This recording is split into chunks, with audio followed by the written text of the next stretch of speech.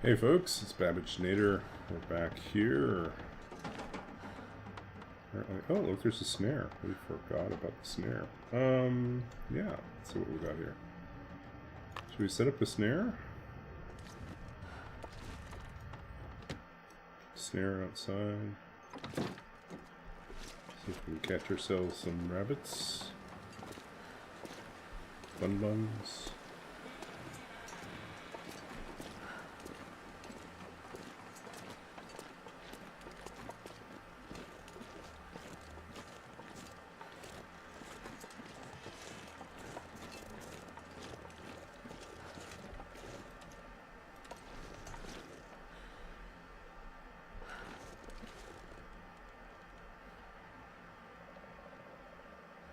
Barely walk with this much gear. So why are we so heavy? We're still really heavy.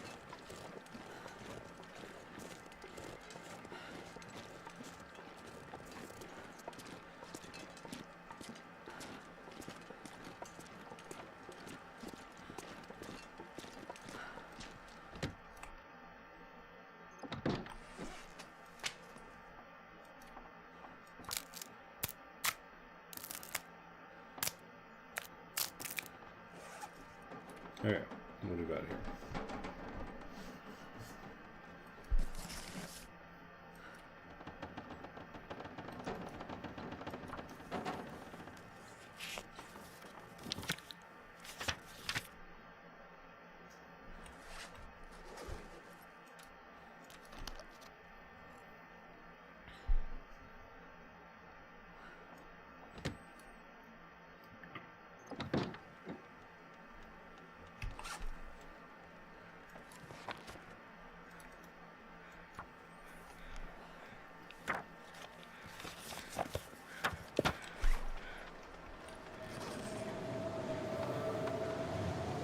Cooking 3 already.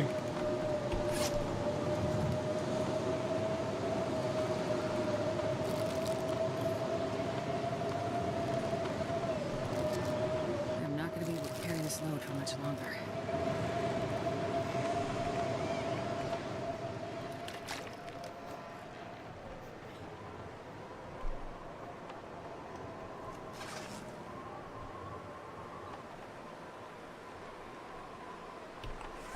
Taking advantage of our super warm clothing right now.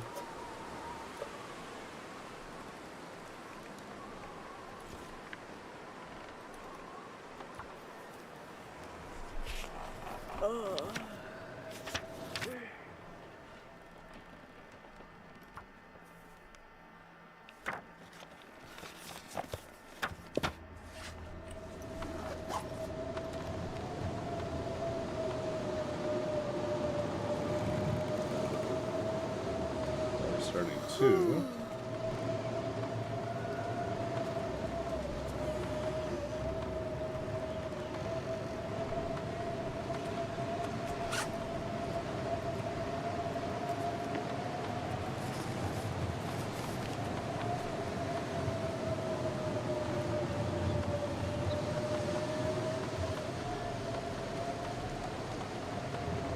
Still good.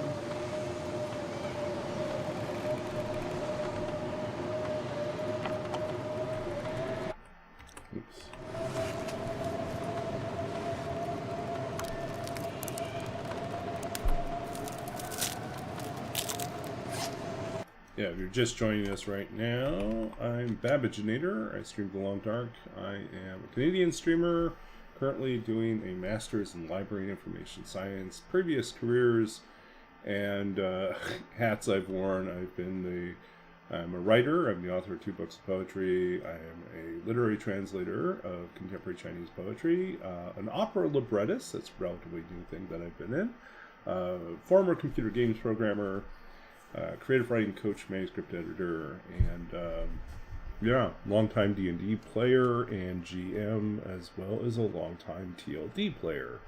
Streaming, I've only been streaming for about 3 years, and I have a lot of time in Interloper. We like doing interesting challenges, often of my own creation, so you'll never see them anywhere else for the most part. So we're doing one called You Know Nothing, where we're basically running a completely randomized custom setting run in which all we had was the code, and we don't know what the settings are, and we have to survive 50 days. And look at you! Welcome in, spammer. I think you're probably going to get blocked. Kicked out? Or did we kick you out? Okay, block. Goodbye. We don't need people promoting here.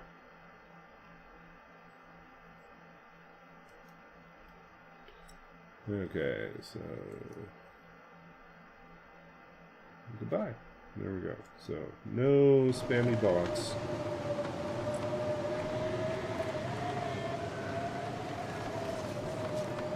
And we had the guts on us. We should pack is getting too put this heavy stuff to carry. down. We were not with the program. This stuff should have all been down earlier. Oh well.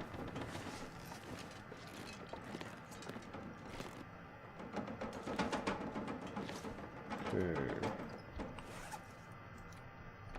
So we just want to work our way through our stuff.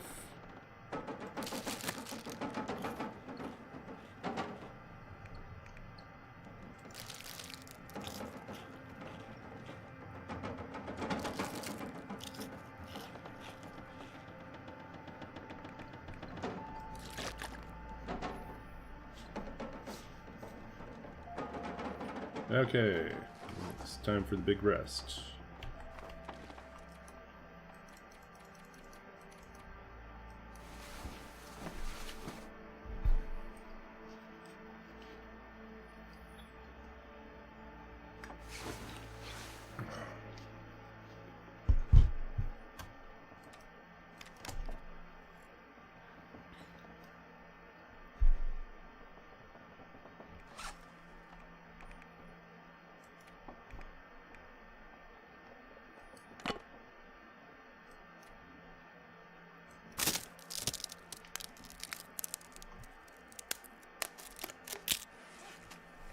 Okay, so we have a little bit of few torches left. We can definitely refuel this though.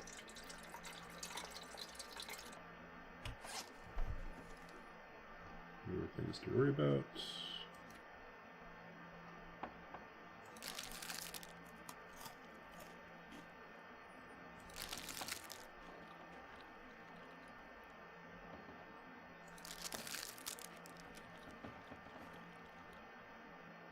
Okay.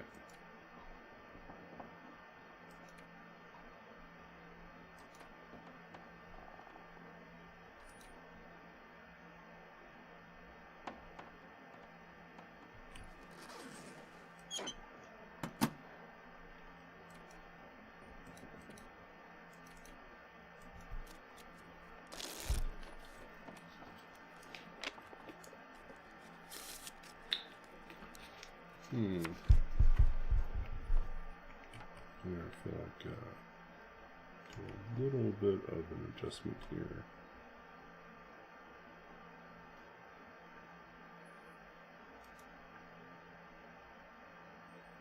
I guess it's fine. It's gonna see if we want to adjust the angle slightly.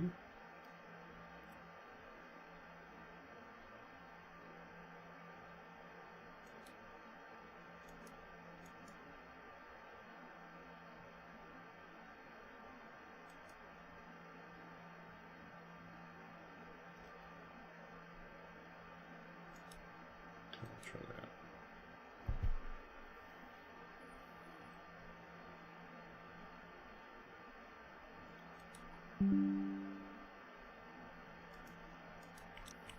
Okay.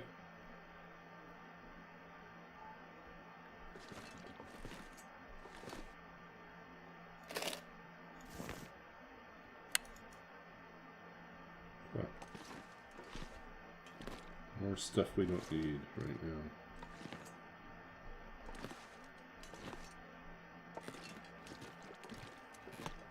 ways to go.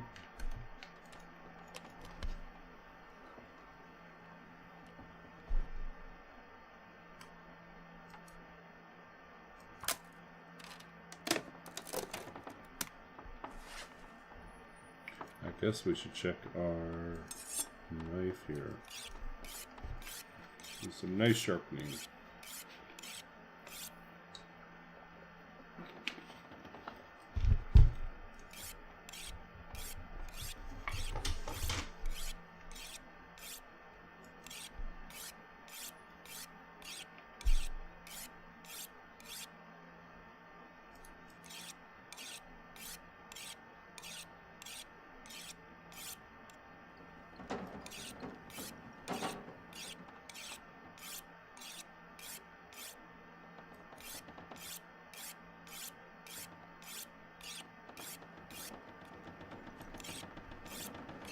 Okay, we're all set.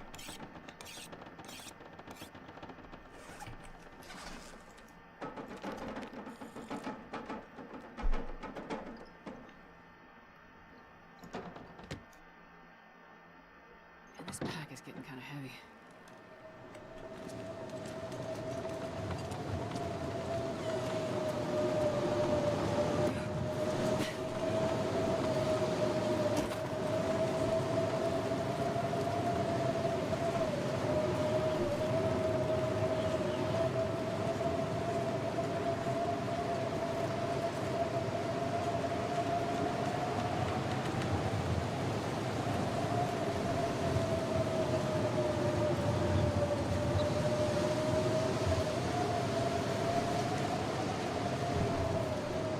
I already did this.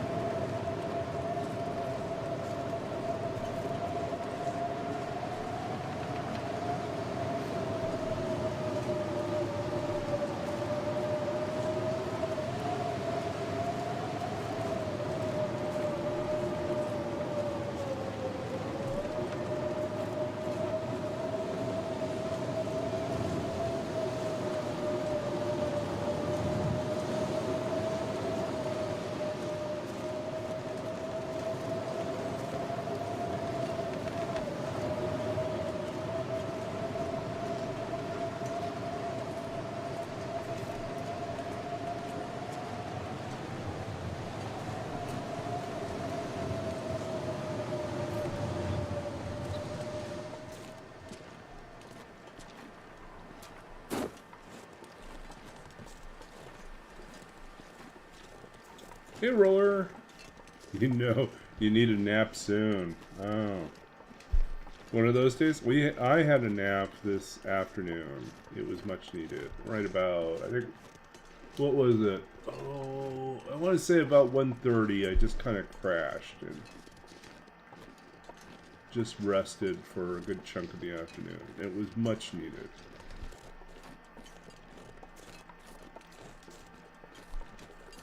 I think we got a rabbit.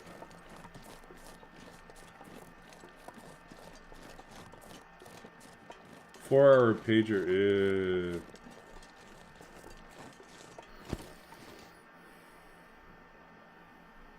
I can barely walk with this much gear.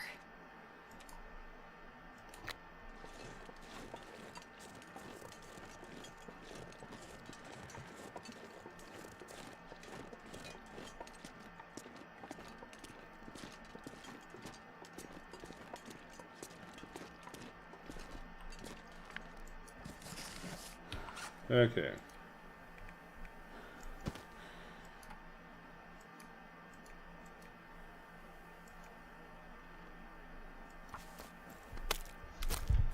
We're super warm, so we're just gonna do everything outside right now.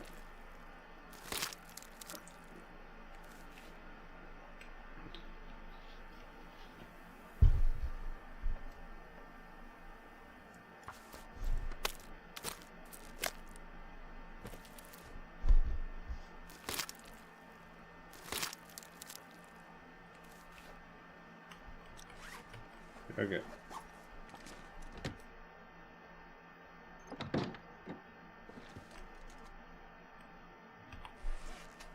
do.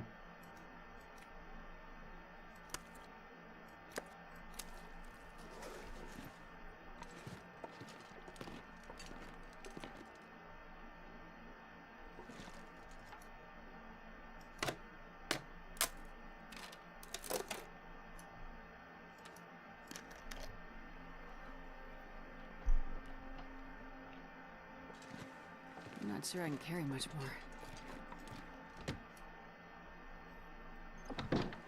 Yeah, thanks for the hydrate. Cheers.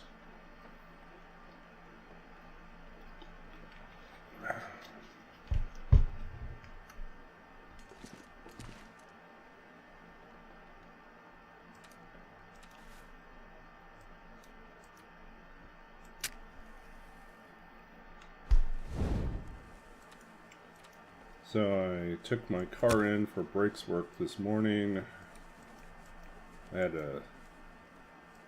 They said, oh, bring it in at 8 a.m. We'll try to get you in as soon as possible if you're right at the front of the line. And then I get there at 7:40 something, right? And I'm front of the line. And when the staff finally shows up, they say, yeah, perfect. We'll put you at the front of the line. Our brake guy doesn't come in until 9, though. So, and it was like, okay. And then I know it's going to take, from what the boss told me, it was like going to take about an hour and a half for them to do the work. So I was like, okay. So that meant from 8 until 10:30, I really didn't have a whole lot to do. But the shop was inconveniently located.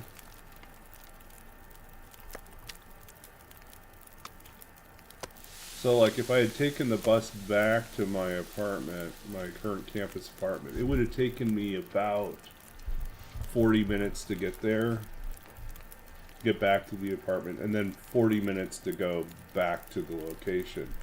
At which point, I'm, like, wondering, why would I take the bus? And I don't have anyone to come and pick me up. So I was like, I guess I'm just staying out there. And it's like, well, what's open at 8 a.m. in this area? Turns out not a whole lot.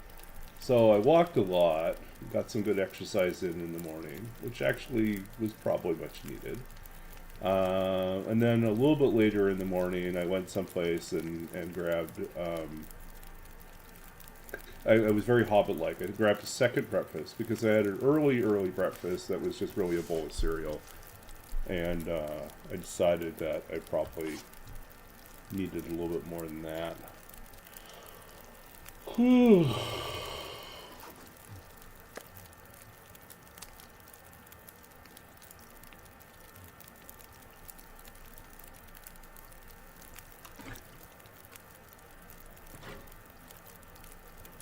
So I did that, and I spent some time, like, took a break at one point, stopped at a park, and spent some time. I brought with me a little notebook, and I spent some time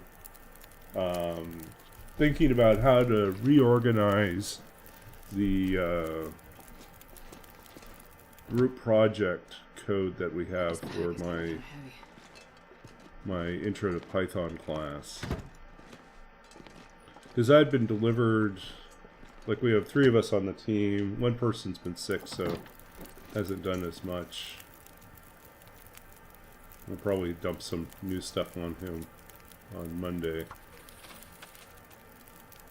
It's okay. I mean, I don't mind. But yeah, it was a little bit of a pain because some of the pieces didn't talk well to each other because we had kind of hacked the whole thing together. And yeah, so I spent some time kind of thinking about how it was all structured and how I could, you know, I was trying to figure out what's the minimum amount of work that I can do to get all the pieces talking to each other. And I wanted, because part of it I realized was I was originally thinking of something much more invasive where I would rewrite how the other person who's turned in code handled the initialization of her objects. And I was thinking about like converting everything over to reading from files, like configuration files. But that's not how she had written it. And so at first I was going to do that. I thought, you know what, I'm going to let her keep as much of the code as possible. And then we'll have a discussion on Monday about like what are some ways that we could streamline this and make it a little bit, because ultimately it's a group project, right? It's not the Babbaginator show, you know. It's like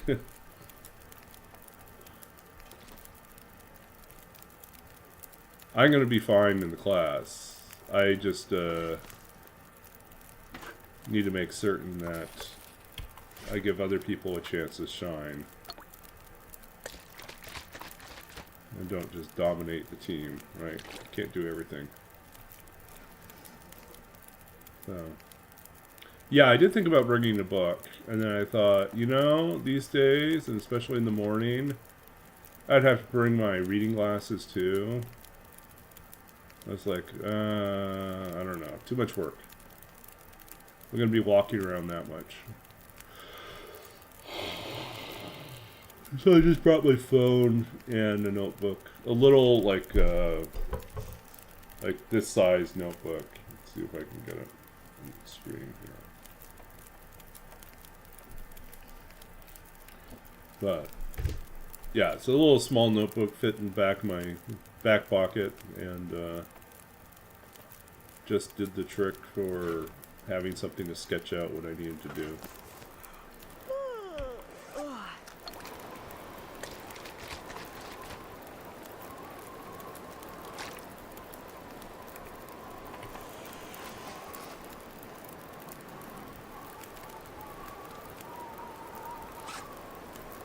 Okay, we're gonna work our way through our pile of stuff here.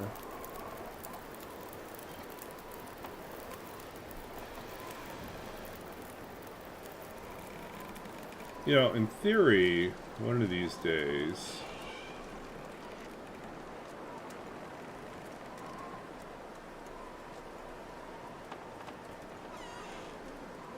yeah, we totally could make stew.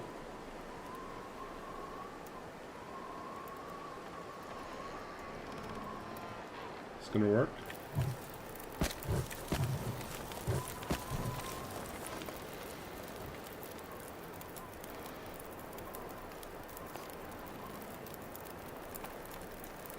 What's the difference between acceptable and gourmet? Just the quality. Okay, I see. It's just basically the current condition.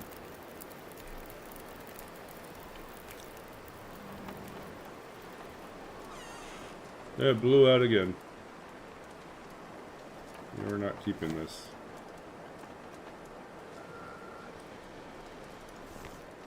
I'm not going to be able to carry this load for much longer.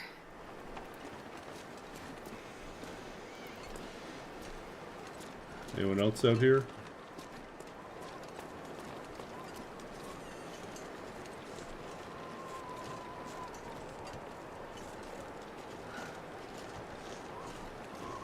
Yep. Yeah, I tried to go to a used bookstore, but it was closed until 10:30, so that didn't work at all.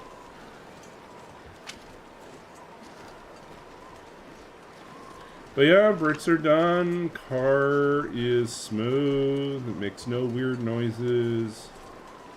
And brakes work fine, so that's all big pluses.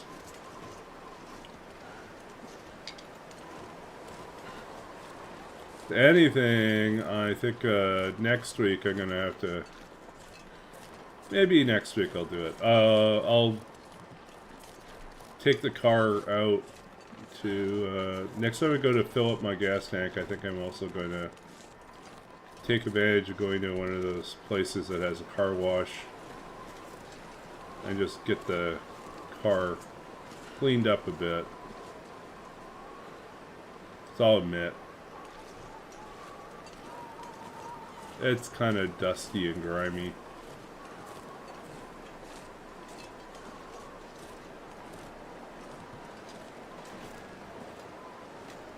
Yeah.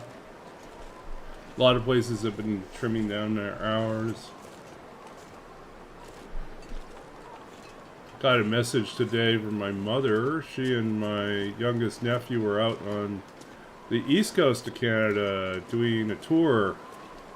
And then, sadly, This pack is getting too heavy to carry. she got sick. She's got COVID. She tested positive for COVID. She's not sick, but runny nose, cough.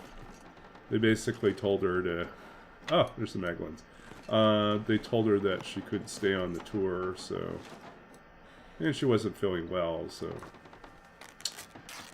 She had to... She's heading back to Saskatchewan. Into the heat. So... Yeah, that wasn't the plan. They were supposed to have another... I think another week out there.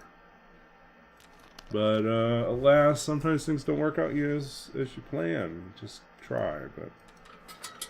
I actually was happy to get away.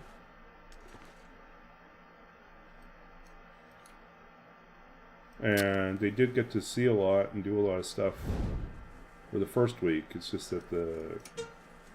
Yeah. Welcome to the COVID world, right?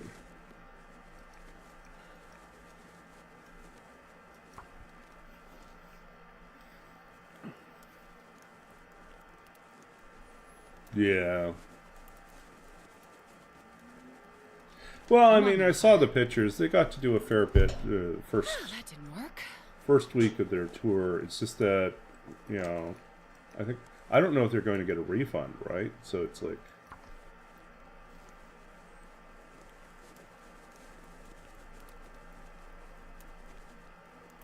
Come on, little fire. Come on. yeah. Or maybe it wasn't the... Oh, yeah.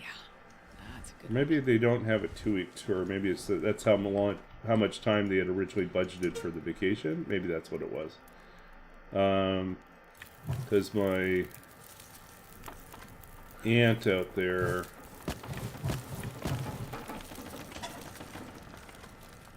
was hosting them.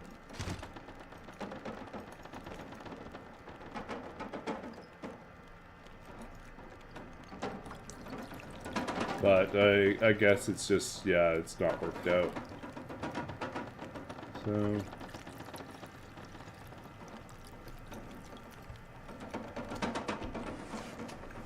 Okay, what else can we eat here?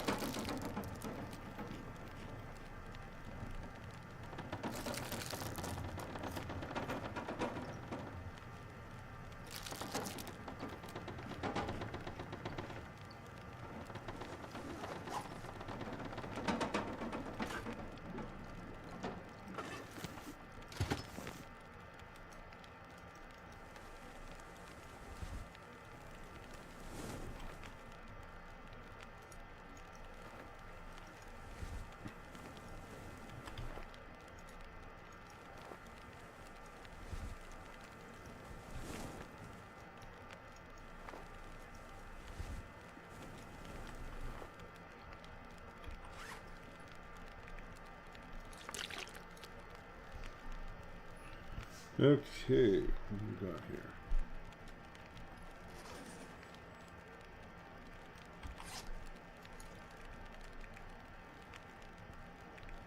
Good.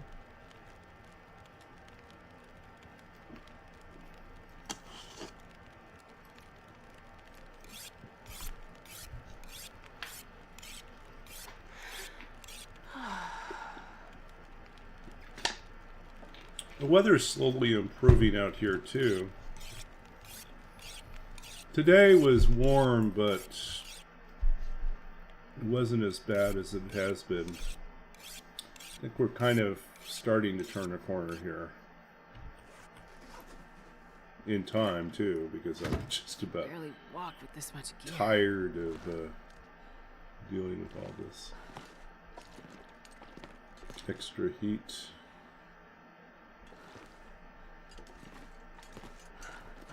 was in here? Yes.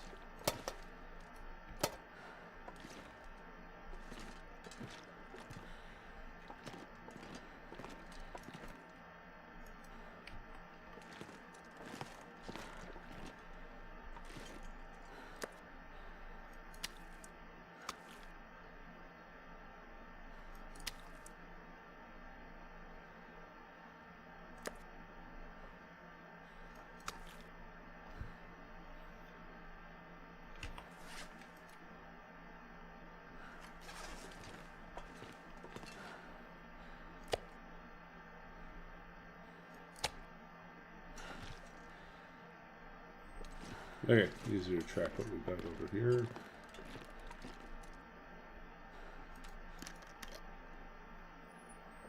Hey, Rise. Good to see you again.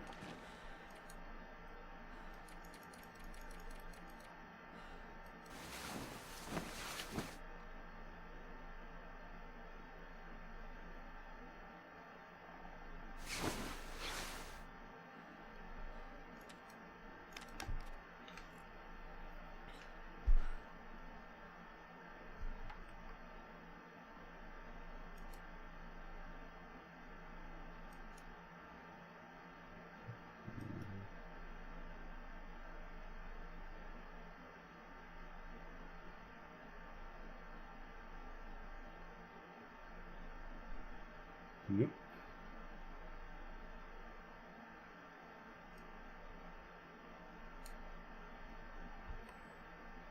See if we can figure out how to do this. Yes, that one is from Prof. Niels, who makes very good.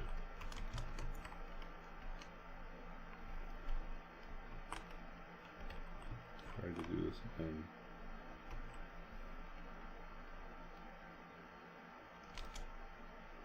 Nope, doesn't like it. Okay.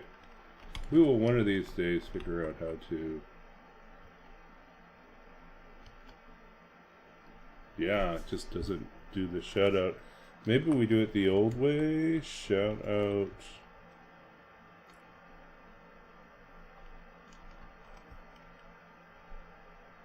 Is there a way to do this?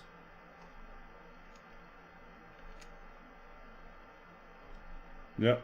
Can't figure out how to do it. One of these days I'll figure out how you're supposed to shut out non... I did try that actually. I tried that at one point. Well, actually, I guess I...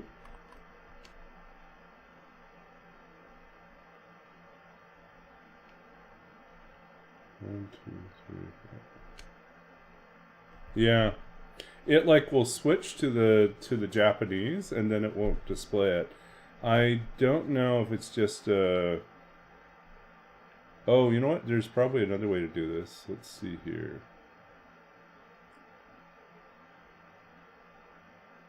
One of these days I'll figure out how to do it. I really should research that because occasionally it happens. But yeah, so we are... So yeah. Do you go by Rise or Rise or...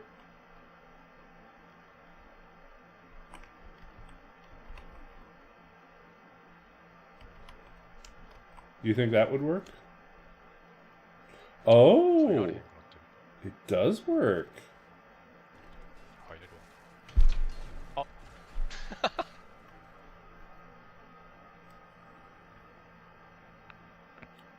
So desu ka.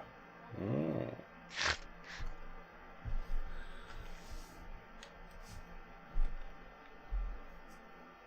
So desu ka. Okay. Now we know. Now we know. And we've got new options in the future, right?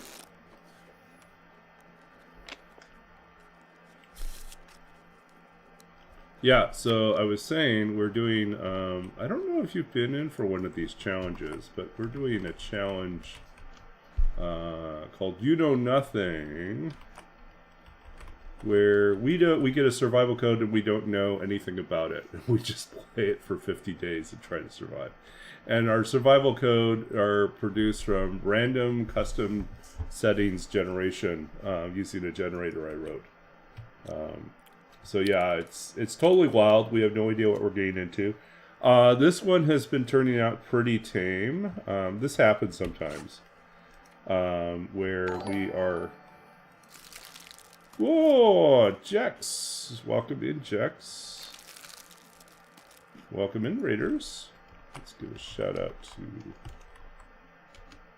Jex Level. Like, what the fuck? How are you doing tonight? I think their love is kind of toxic.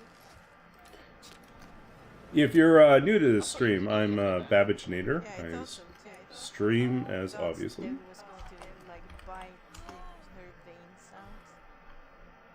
What the fuck?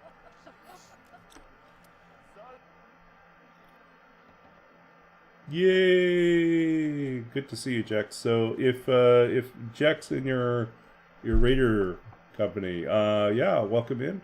So I'm a TLD streamer primarily, but I also occasionally do D&D or game dev streams once in a blue moon.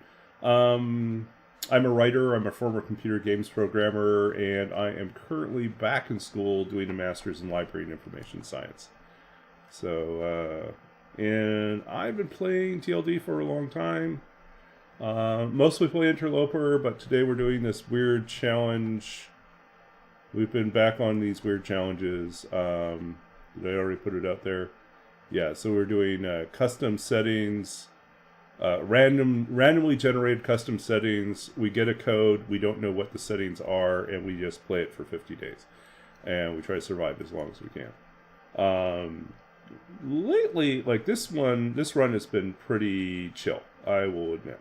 Other than the fact that we have near constant blizzards, everything else about this has been pretty reasonable. I mean, more than reasonable, honestly. Starting gear was high, so we started with bedroll and matches and clothing on our head and hands. That's like next. Yeah, it just made it really simple to start. And condition recovery was, yes, probably a medium or a high. So we're trying to figure out what our settings are as we go. Baseline resource level, based on what we found, we're probably on high. No birch bark tea recovery. Blizzard frequency is high or very high. It happens all the time. Thankfully, the cold damage, I'm trying to remember what the... let me pull this up and see if I get the proper term here. I think the cold... I think our freezing rate is low. So my guess here is that our freezing rate is low because it takes us a very long time to get cold, which is ridiculous. Yeah, there are no wolves in this one, which is also very weird. Bears seem to be low. And rabbits, medium. Deer, medium or medium high? Can't tell. Yeah, so we're living a good life.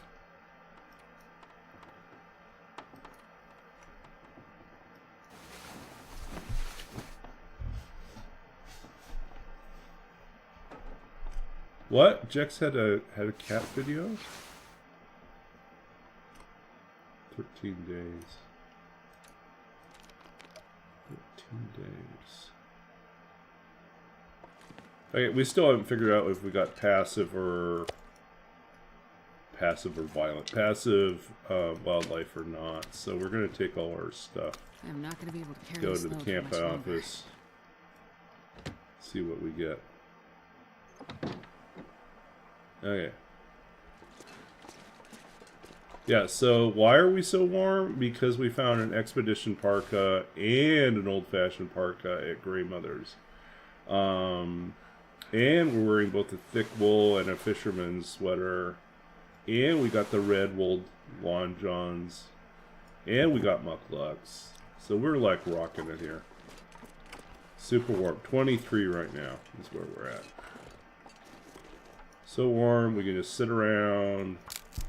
I read I read 2 books outside to avoid like cabin fever. I just read them outside. The winds changed, the weather got miserable. I was still reading. I was like, I took no damage. That's how broken it is. Yeah.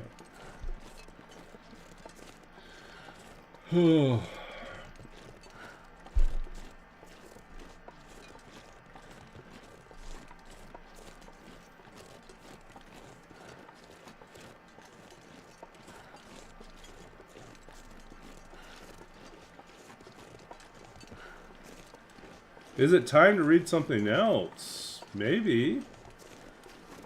Anything you want me to read? I mean, I'm also... People often get me to read my own poetry, but I'm also happy to read, like, other people's poetry, too. Yeah, so like I said, the big winds and the blizzard...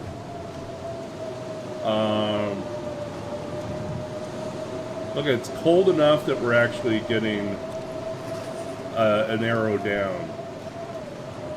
The wind is at least hard enough. Oh, we're going to read from the dissertation. Okay. Go back, read from the dissertation. Happy to do so. Come up to the crest of the hill here, and...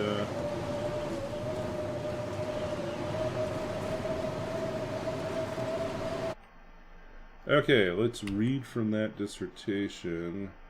Yes, in one of my previous lives, I did a PhD in literature and creative writing, and I wrote a dissertation on 19th century artificial intelligence, thinking machines, mechanized minds, and the Victorian detective. And it's basically about how did the machine become a person in the public imagination in the 19th century, and what are sort of the foundations of 20th century anxieties about artificial intelligence, because it turns out that we can trace it back, you know, into the 19th century and even slightly before the 19th century, how this stuff happened. So we are going to read from, I think we're in chapter 1 right now. Let's see. I think we left off in chapter 1. Talking about the Mechanical Turk.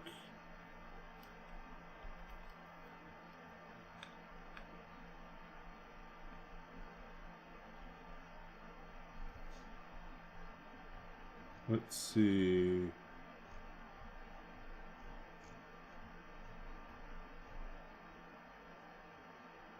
Let's see. Autonomous player. Performance.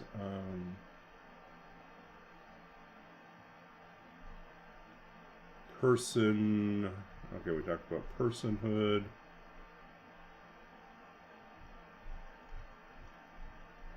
Okay.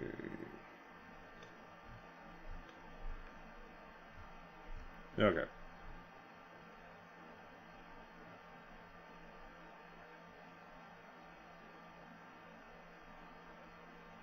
Okay. This is on the Mechanical Turk, or the automaton chess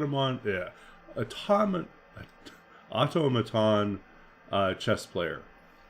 Automaton chess player. There we go. Okay, so the Turk, this is from the section, the Turk as Society Personage.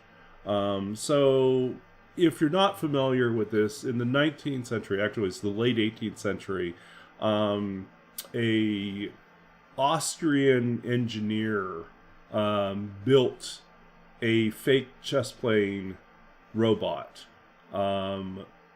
which was all part of his effort to earn more funding from the Austrian court, because he had lost out the previous year to a magician, and he was so ticked by the fact that it wasn't real engineering, but it was just smoke and mirrors, so he decided that he would do a magic trick that was better than anything that a magician could do. So he makes this fake robot that plays chess and wins, and much to his consternation, it not only succeeds in getting him the money, but it actually turns out that the Austrian Empress is so impressed with it that she wants it to be shown everywhere which means that he has to give up his job of actually building real useful items and designing like elaborate machinery, and instead serve as the spokesperson and sort of exhibitor of this fake machine everywhere in Europe. So that didn't work out the way he expected. Yeah. But anyways, this is the Turk as society personage. The press coverage and the myriad eyewitness reports helped propel the Turk's fame and served to carve out a place in the public consciousness for it in a manner normally reserved for figures of state and other celebrities. As time went on, more observers took a critical approach, seeking to unravel the mystery of its operation, arguing for a rational explanation, which in most cases required a human source for the intelligence that guided its actions. Still, given all this attention, controversy, and coverage, the Turk had become not just a person, but a public figure. As a public figure, the Turk had diplomatic duties, and from the start operated in both the court and public spheres. Perhaps the most famous of the Turk's exploits was his match with Napoleon Bonaparte during his occupation of Vienna. There are at least 3 accounts of the match, which differ in some detail, but taken together they present a narrative in which the Turk clears the board after Napoleon repeatedly attempts to cheat, plays another match blindfolded, and in each game played handily defeats the general. The 1899 retelling of the event, the American Chess Magazine, describes Napoleon, quote, characteristically overstepping the barrier which separated the Turk from the audience, end quote, striking his hand on the automaton's chessboard and exclaiming, quote, I will not contend at a distance. We will fight face to face, end quote. The closing of the distance and insistence on a face-to-face match demonstrates the ways in which Napoleon and later commentators viewed the Turk as a peer.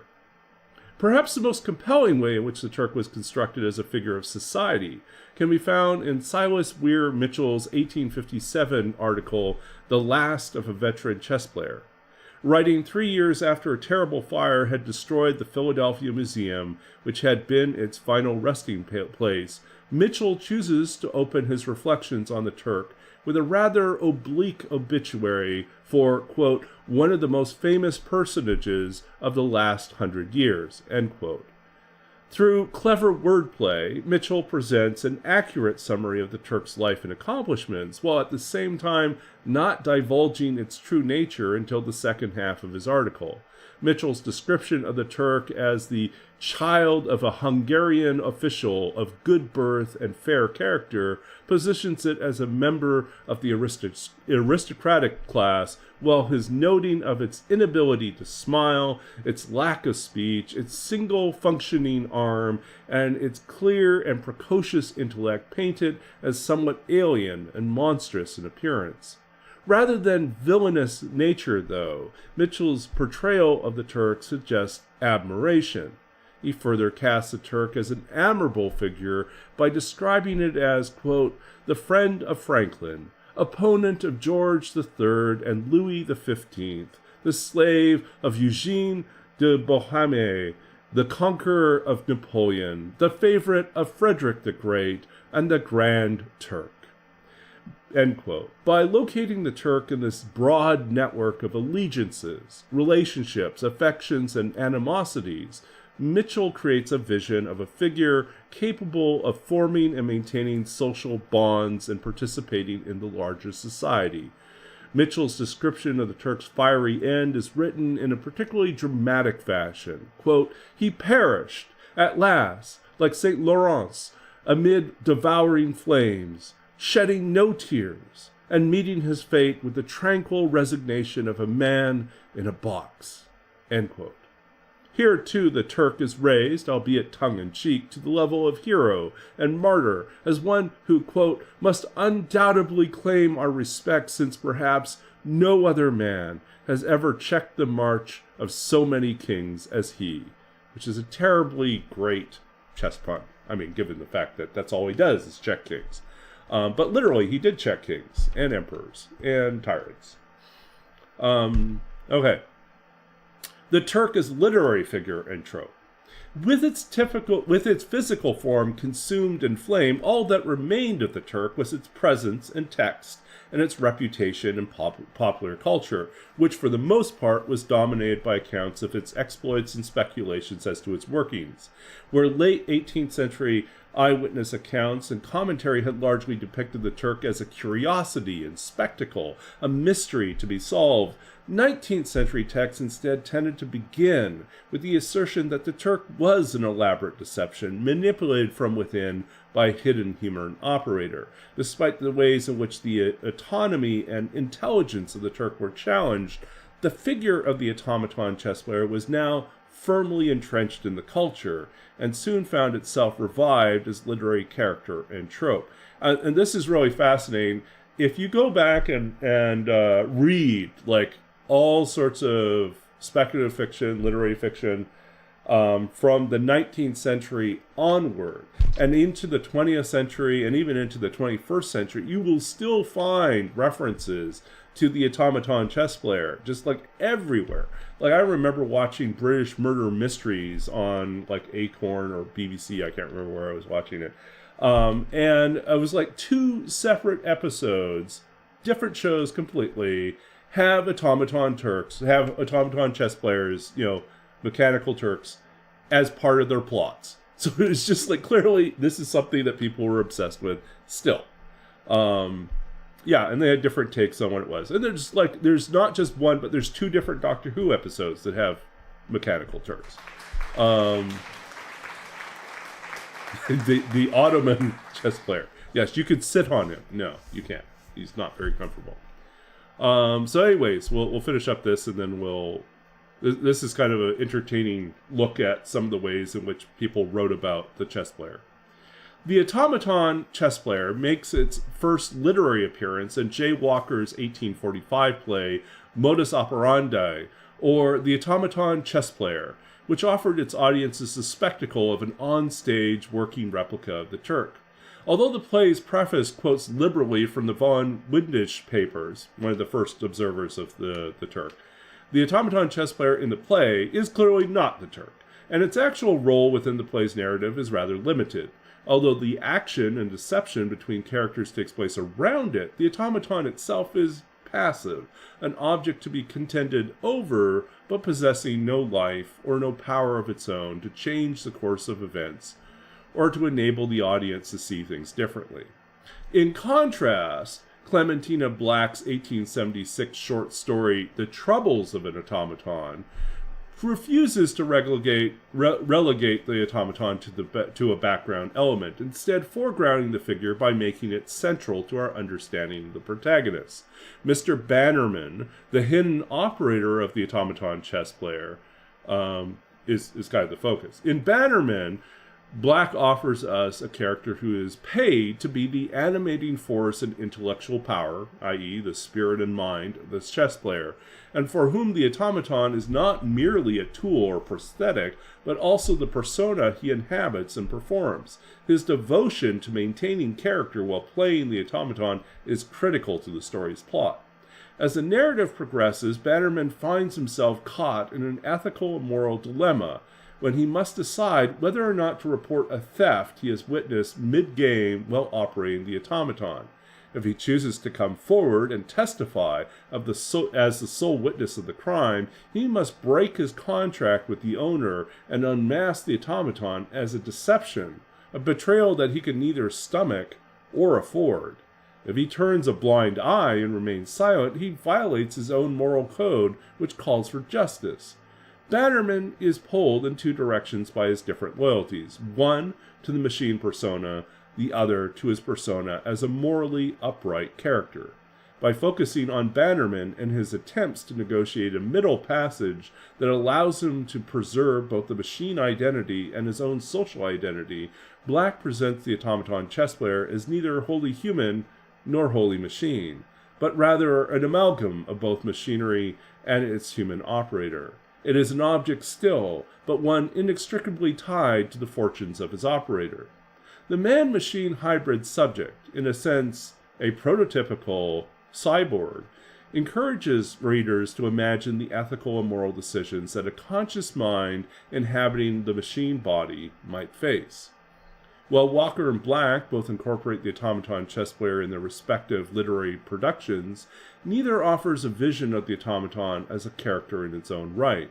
It is not until Ambrose Bierce's 1909 story, Moxon's Master, that we really encounter the automaton chess player as an active character. Bierce's story, told from the perspective of an unnamed first-person narrator, opens with a heated discussion between the skeptical protagonist and Moxon, a skilled and enthusiastic mechanist, about the question as to whether a machine can think. For Moxon, the answer is clearly yes. In his efforts to support his claims, Moxon cites the examples of vines and roots exhibiting conscious-like behavior in navigating obstacles and seeking out moisture, despite lacking a centralized brain. He also suggests that the crystallization of minerals is analogous to... Oh, wow, I'm tired. Analogous... I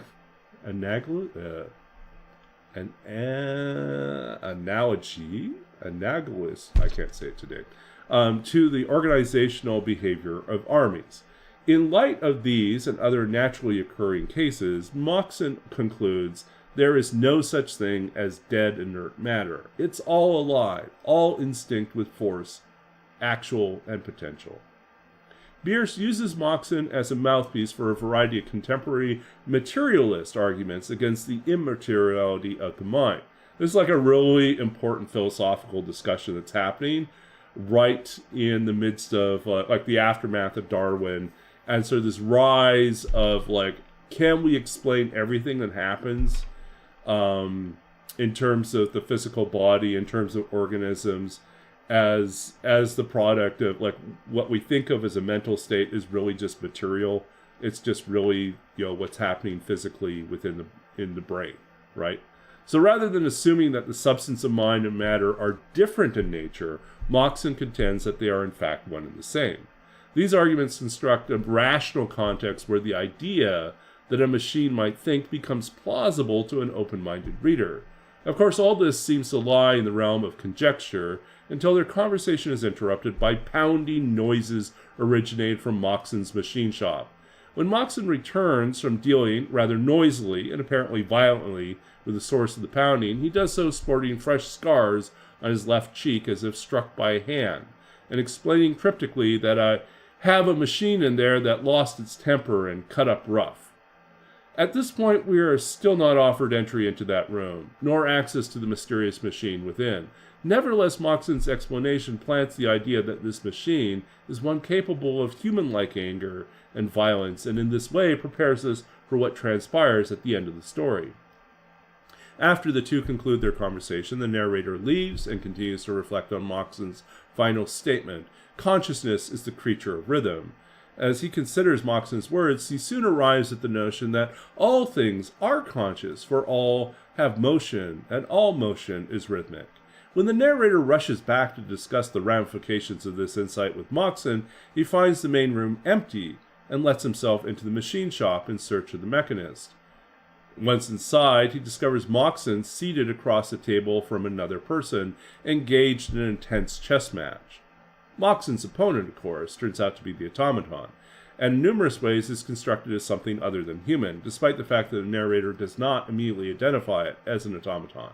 Indeed, the narrator's first inclination is to describe it in terms more zoological in nature, as if observing a creature in the wild. Initially, the narrator perceives the figure as, quote, apparently not more than 5 feet in height, with proportions suggesting those of a gorilla, a tremendous breadth of shoulders, thick, short neck, and broad, squat head, which had a tangled growth of black hair and was topped with a crimson fez. That could also be Doctor Who, but, well, probably not the short, squat part. The automaton is thus first figured as something beast-like, a creature whose size and features emphasize raw power. By comparing it to a gorilla, an animal other, as opposed to a machine other, Bierce presents the automaton figure as not only something wild, the tangled growth of black hair evokes this, and potentially dangerous, but also not quite human. Although described with attributes suggestive as something animal or subhuman, the figure is nonetheless clothed, wearing a crimson fez and a tunic of the same color, both of which mark the automaton as a figure of cultural otherness, much like Von Kempelen's Turk, which was dressed up to look like a Turkish mystic, right? Eventually, the narrator recognizes the figure to be an automaton through its movements. While it was equally prompt in its inception, he notes that each action was, quote, made with a slow, uniform, mechanical, end quote, and somewhat theatrical movement of the arm. While observing the number of moves played out silently in this fashion, he realizes that the figure was dumb, as in doesn't speak. For the narrator, it is the figure's combination of the slow, uniform mechanical movements with its non-communicative nature that suggests to him that it must be a machine. By portraying the narrator as arriving slowly at this realization, Bierce similarly eases the reader into the idea of the machine as a thinking other one step at a time, from animal other to cultural racial other to conscious machine. Bierce's story takes an unexpected turn when Moxon defeats his automaton opponent in a particularly dramatic fashion, leaving the automaton motionless and seemingly stunned. In the moments that follow, the narrator reports hearing a low humming or buzzing, which, like thunder, grew momentarily louder and more distinct, and seemed to emanate from the body of the automaton. He posits that this sound must have been produced by a disordered mechanism, which had escaped the repressive and regulating action of some controlling part, a conjecture which seems to also hint at a parallel between the automaton's ability to govern physical power and a human's ability to control emotional response.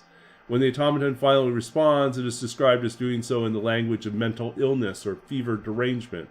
That is to say, we see the automaton taken with a, quote, slight but continuous convulsion and shaking as if a man with palsy or a chill. This state of violent agitation causes it to spring to its feet and with movement almost too quick for the eye to follow, shoot across the table and seize Moxon with both arms, thrust forth at their full length. As the narrator describes the ensuing struggle between man and machine, which leads to the eventual strangling of Moxon, the automaton figure takes an increasingly malevolent overtone, being perceived by the narrator as variously a horrible thing and an assassin. Let's see. How close are we? We're almost done here. The automaton's inhumanity as an other is further emphasized by the narrator's observation of the great contrast in facial expressions between the two combatants. Moxon, with his, quote, head forced backward, his eyes protruding, his mouth wide open and his tongue thrust out, end quote, evokes a visage full of fear, horror, and despair. But the automaton, even in the act of brutally strangling Moxon, offers nothing more than a, quote, painted face, end quote, fixed in a, quote, an expression of tranquil and profound thought, end quote. This discrepancy between the violence of the act and the almost peaceful, disconnected face of the assassin so terrifies the narrator that he falls unconscious. He faints. Really, he faints? Bierce's automaton chess player turned killer is horrific, precisely because it reminds us that we cannot read emotion in the face of an automaton, nor gaze into its eyes to understand what's happening within. For Bierce, the automaton becomes something of a figure of an anxiety, of an other whose inorganic and non-humanness place its thoughts and intents beyond the comprehension of human reason and empathy. In acting on logic and impulses inscrutable to the human observer, the automaton transcends the rational and the material and enters the realm of nightmare, uncanny, terror-inspiring, and out of our control. There we go. So I was just reading about, so this is a 1909 short story called Moxon's Master by Ambrose Bierce. You can look it up. It's available online. It's like it's the first short story in which the automaton chess player is presented as being a killer. It's like so not just a curiosity, but actually a something capable of violence. And so I'd say like that's like the earlier moment where that happens, where the where the created other turns out to be, you know, at least potential to be violent and even murderous, is Frankenstein's creature. But that's complicated by like who you're talking to and whose narrative you end up believing, and whether or not you accept the rationale or the explanation from the creature saying that he wasn't, he wasn't fully in control of his strength. You know. That's if it could speak, that's probably what it would have said. You know. Anyways.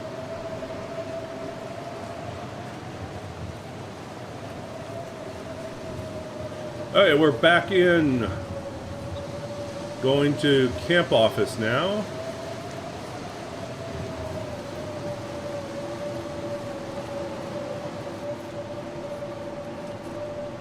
Oh, you know, we forgot to check to see if there's a... Oh, crap. I was going to say, we forgot to check on our rabbit line.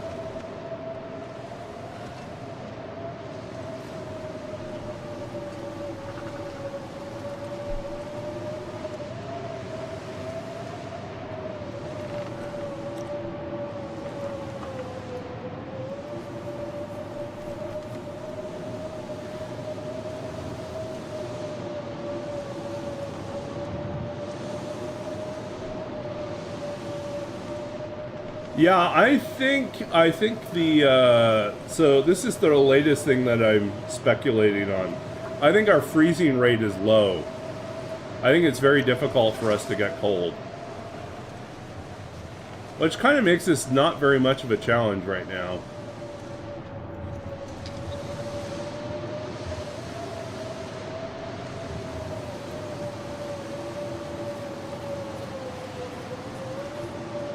I was just about to leave, and then I remembered we like still have that rabbit snare up that we want.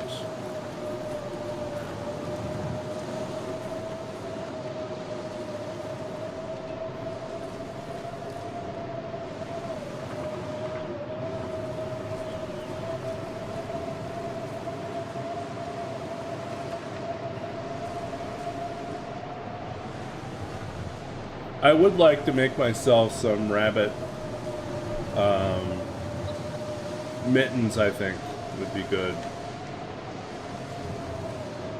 That's why we're going back for this.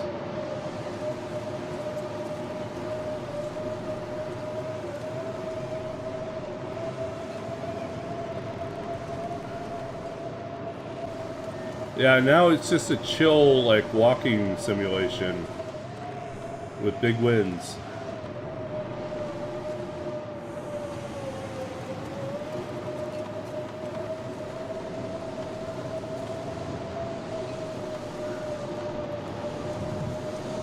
See, I knew we had something here.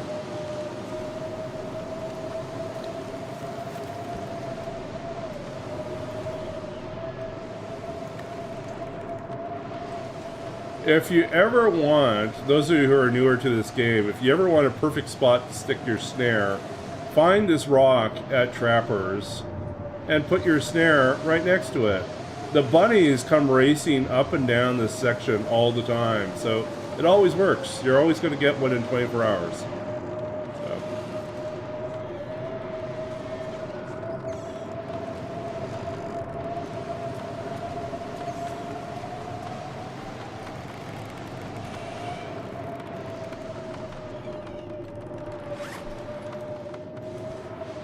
Okay.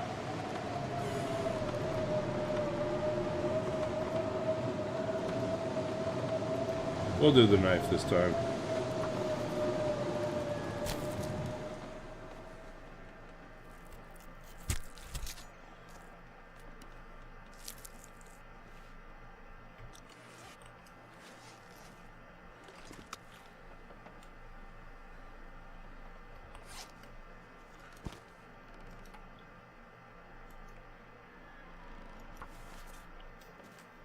Yeah.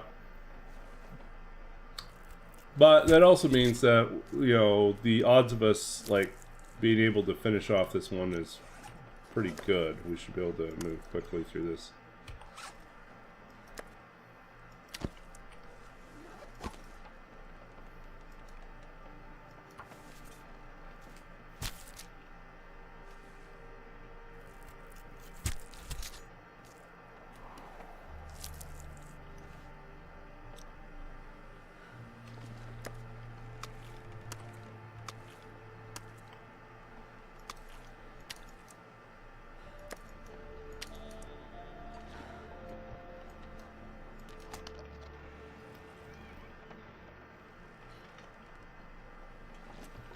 Okay, we're still doing good.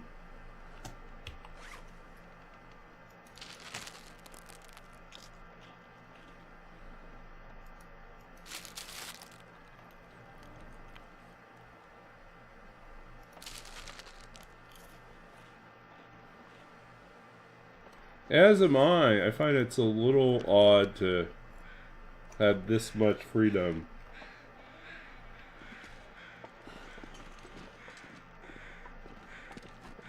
Maybe we're gonna go a different way here.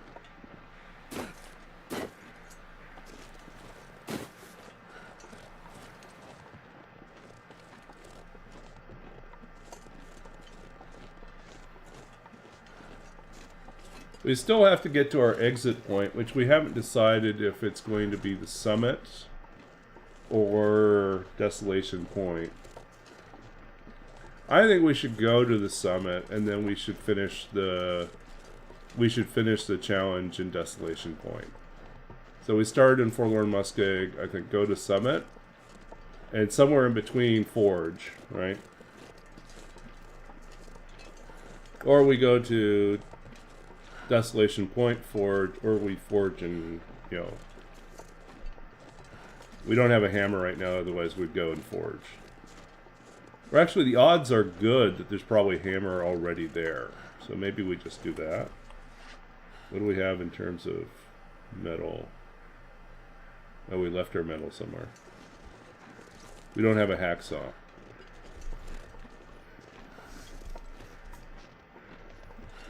Yeah, we could do that. Need a hacksaw.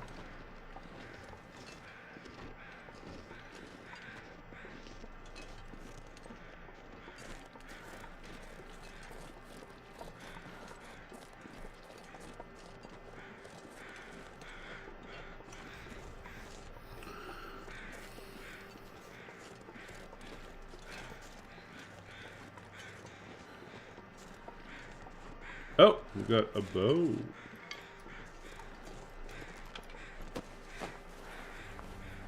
I'll take it. No, we don't need these. Sorry, don't need this.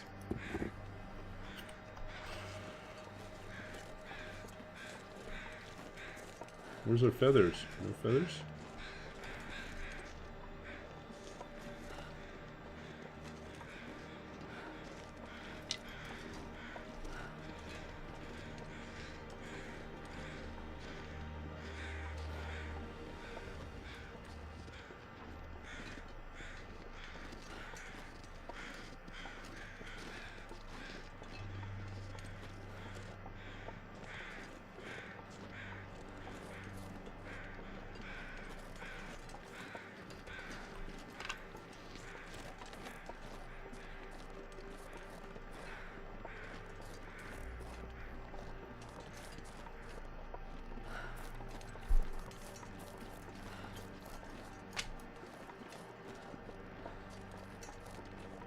You know, if we had known that there was no,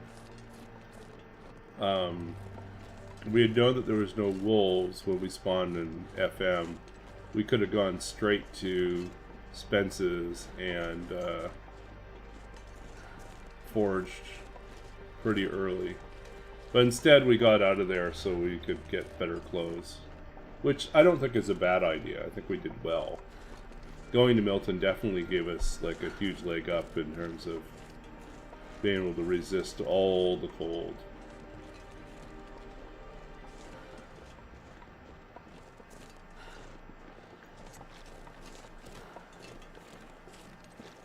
Yeah, I think we finished one run by shooting flares off of the summit. Is that where we did that? I think so.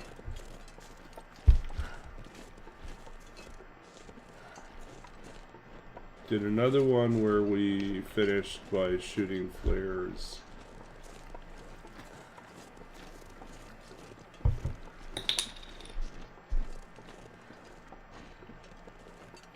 In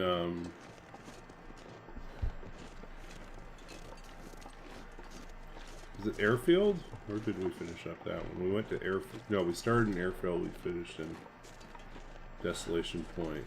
Yeah, so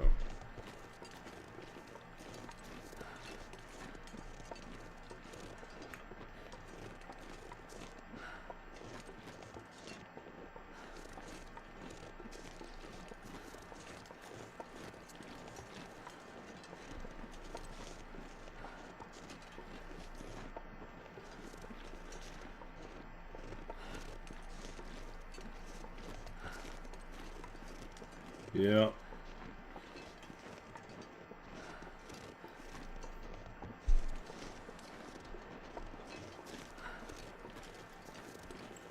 Well, I'll be honest. If we make it to 25 days and it's getting kind of boring, we'll pull the plug and we'll do a different random code. See if we get something different. Because this is a little bit too easy, honestly. So we'll see. Maybe we'll make that decision at the end of this tonight's stream. We'll see if it's worth doing or not. Part of the challenge too, though, is figuring out, like, are there ways that even a run that seems to be easy can still have an unexpected challenge because of how certain things come together. For instance, we had one run where we were playing through like a custom run, randomized settings, but we knew what the settings were in that one. And one of the things that seemed like it would be pretty straightforward and easy. I think that one also had a no wolf thing happening, or low wolves. I can't remember, but the problem turned out that we had low harvestable plants and no guns. And so what happened was it was very difficult to get a bow.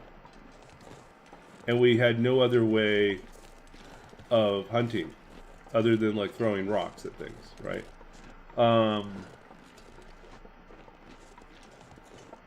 So like the loot was difficult in that one. But what was even more difficult was the inability to actually fashion a bow. That's true. We could take this out to far territories instead. We could forage in FM and then head over to far territories.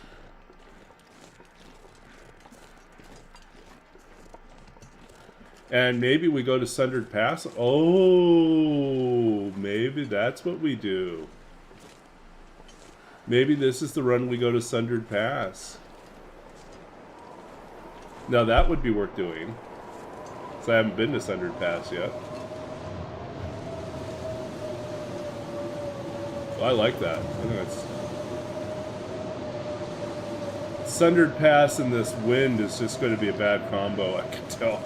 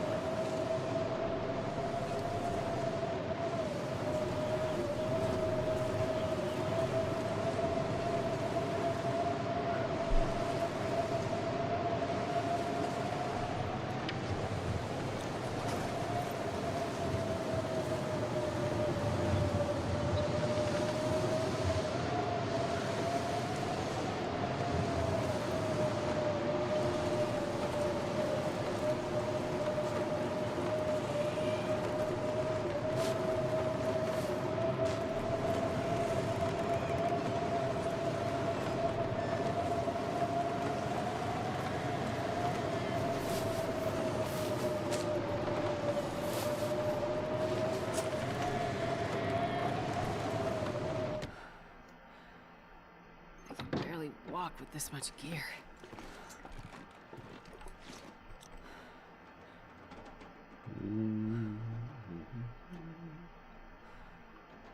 What do we got?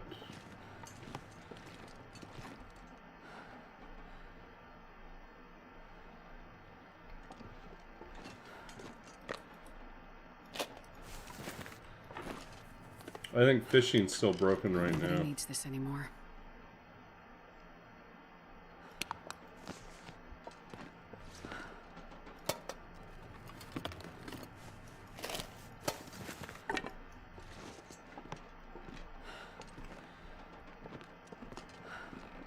Another skillet.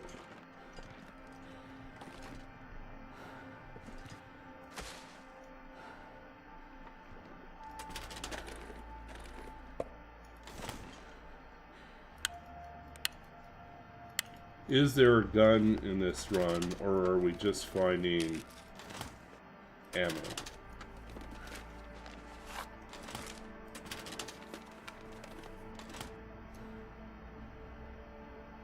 That may not know as much, right? Yeah.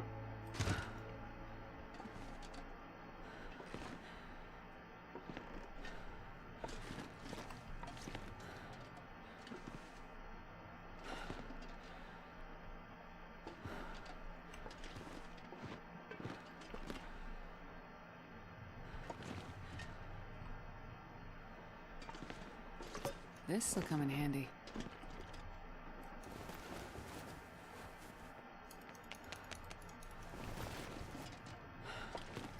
Another mag lens.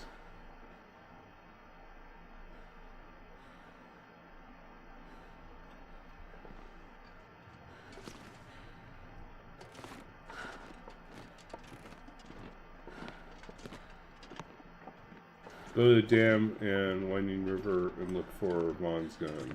Okay. We can do that. Go to the dam.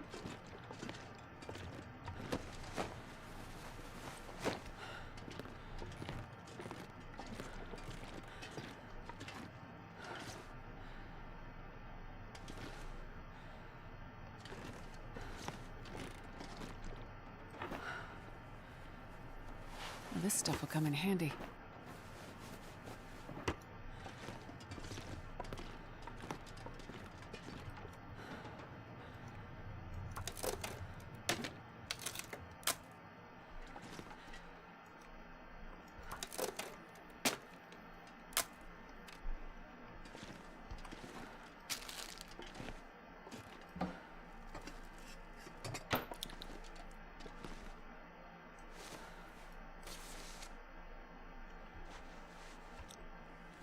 Our sweaters are better than the hockey jersey.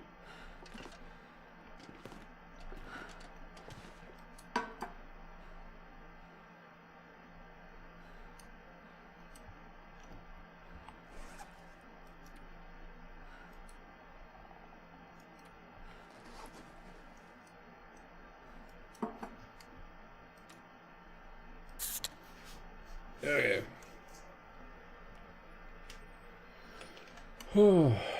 Let's see what we got here.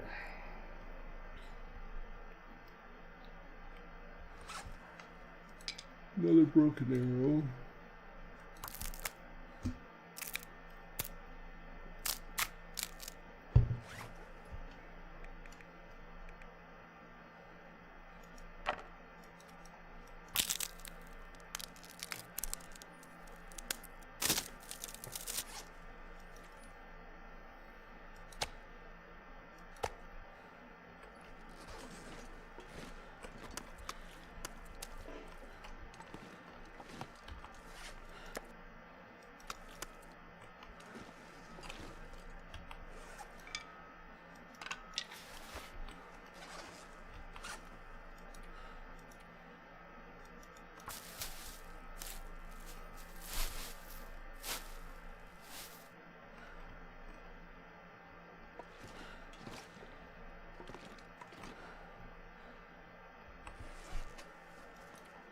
Okay, let's see here. Lots of potatoes.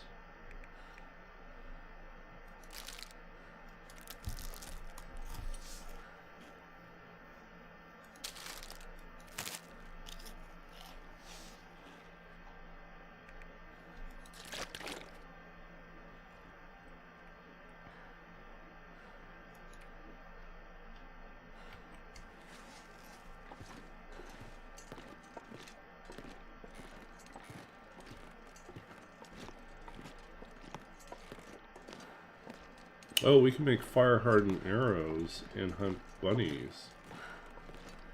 Look, there's another bedroll. Too many bedrolls.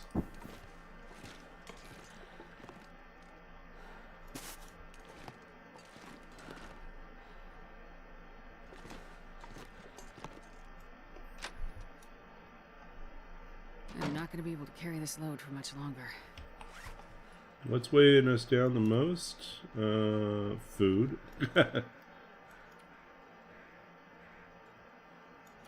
Honestly, I think it's food. Food's our biggest culprit.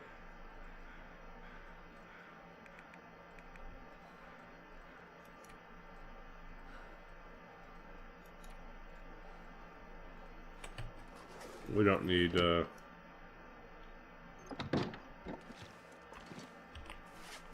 need an extra one of these.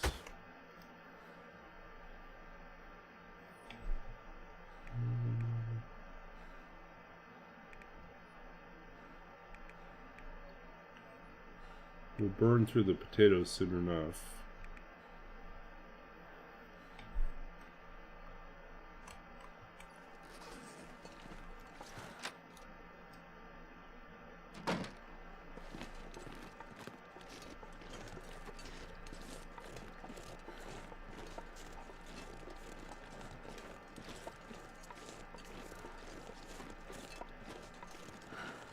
We're gonna go up the hill. I love my bannock. I do. Bannock's tasty. A good fry bread really is tasty. Not healthy at all, but very tasty. This pack is getting too heavy to carry. Yep. Bannock is tasty. Naan is tasty. What else is it called in different cultures? Roti, I think it's called in some places. Tasty.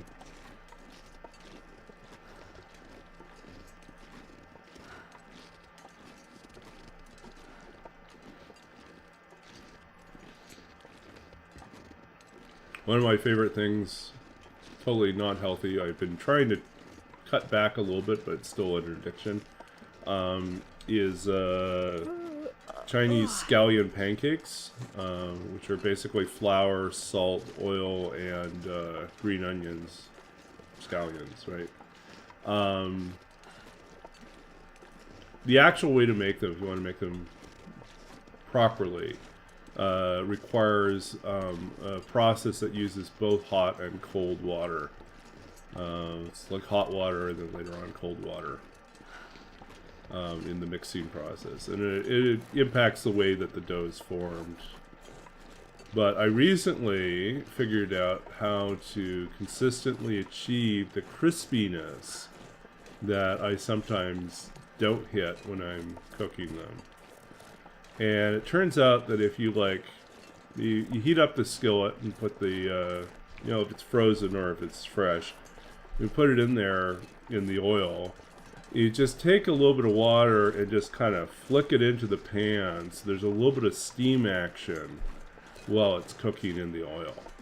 And that will actually crisp up the surface really, really nicely. Yeah.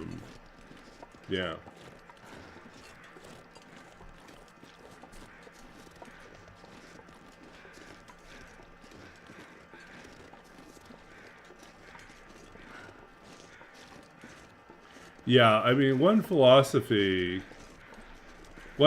for this would be, if we know that we're going into new regions, then we just dump most of our food before we leave the region, because we're going into a new region where there's going to be food. Once we have... No, good job, Astrid.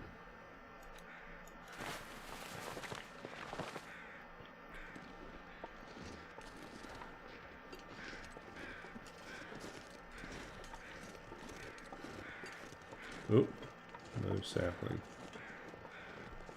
So yeah, that's one approach, is to do it that way.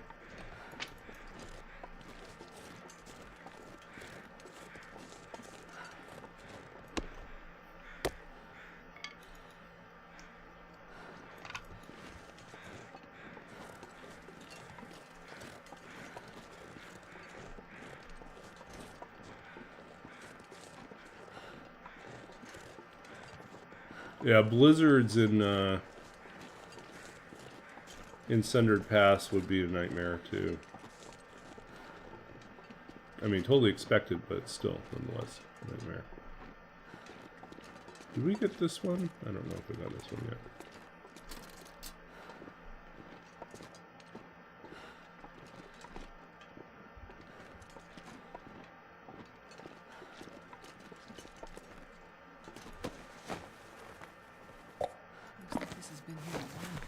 So much maple syrup.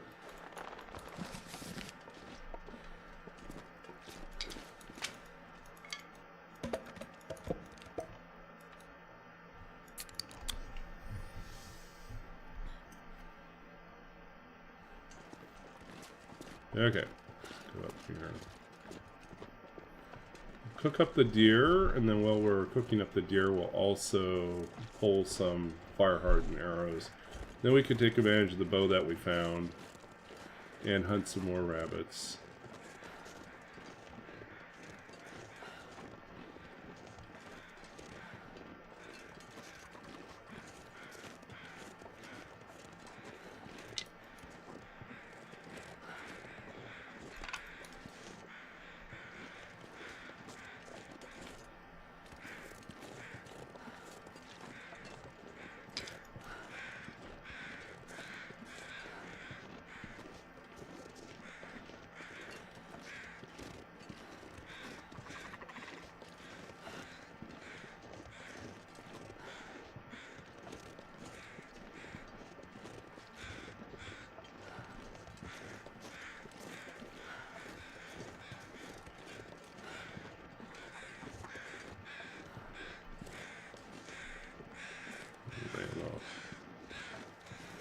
Yep. Ran away. And they ran away.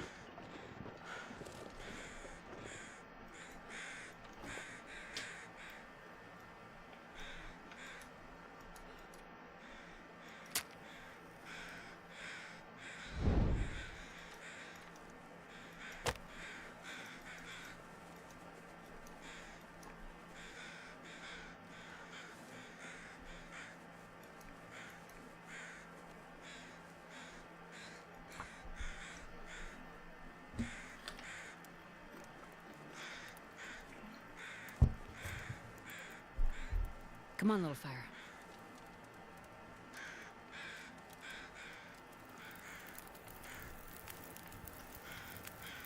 Perfect. Okay.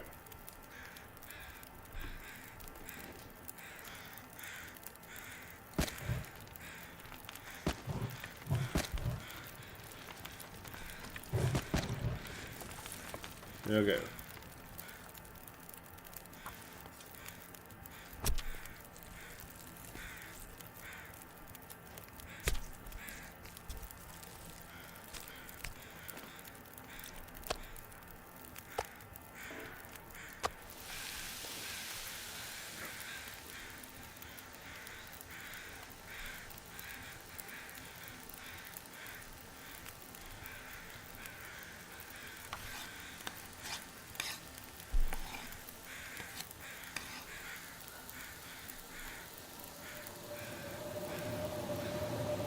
Figures.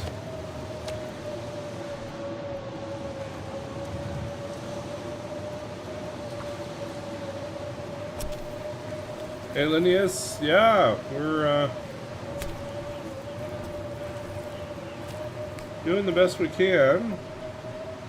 This run is the random settings on this run are turning out to be pretty generous, so we'll see. I think the suggestion we got from chat is that we might as well, given how little damage we take from cold right now, maybe our goal should be to do our 50, you know, make it to Sundered Pass as our final spot. So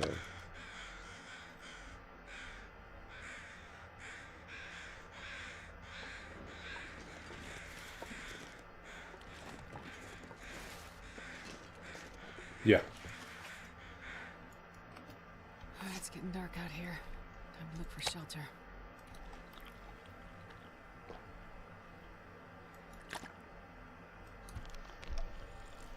Okay, we're gonna stay up here, I think.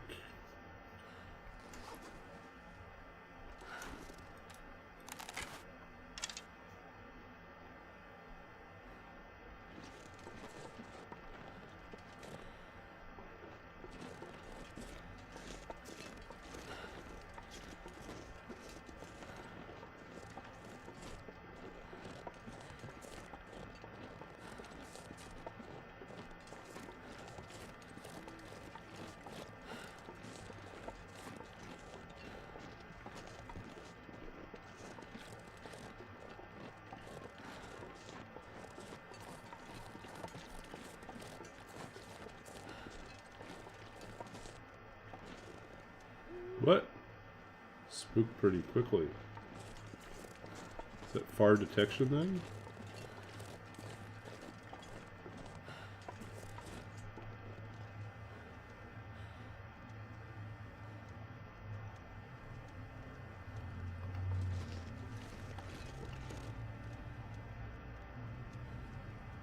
Where's he going?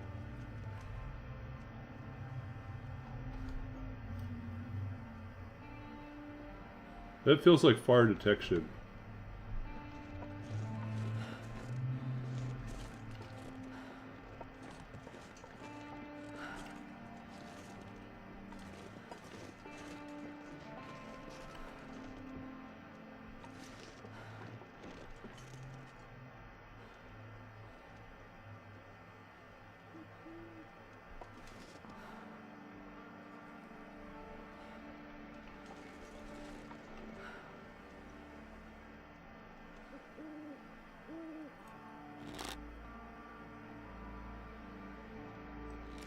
Too late.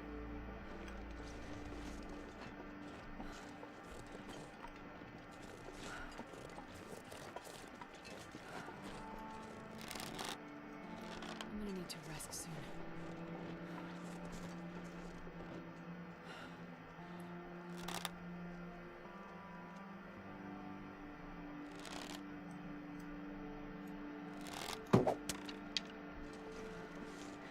Drop too much.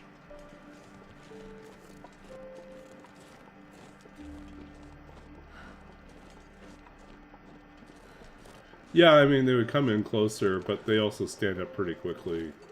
Well, when you stand up, they'll pop out.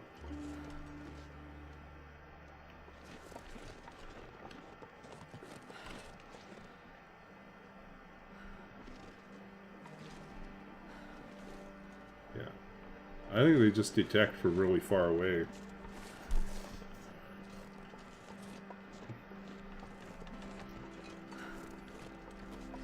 That's one of the things that's been hard to test for because we have no wolves. And we haven't had any other predators really to deal with.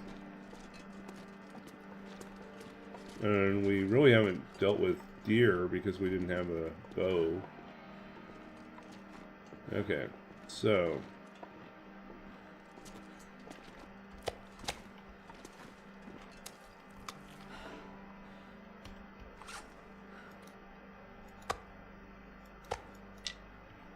Okay.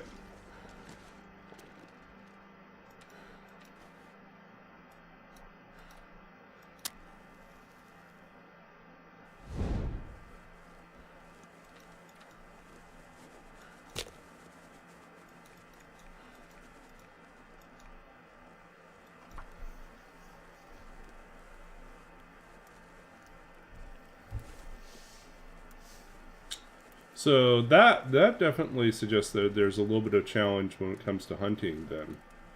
Because we'll have to adjust our hunting tactics for far range.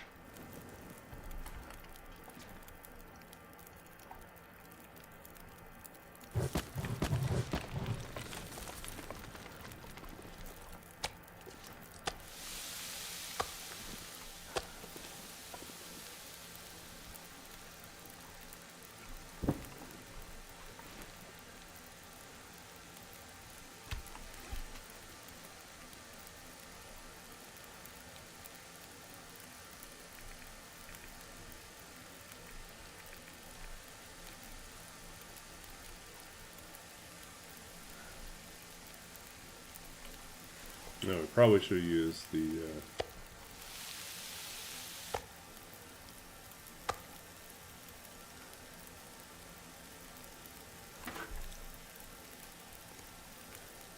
Okay, potato.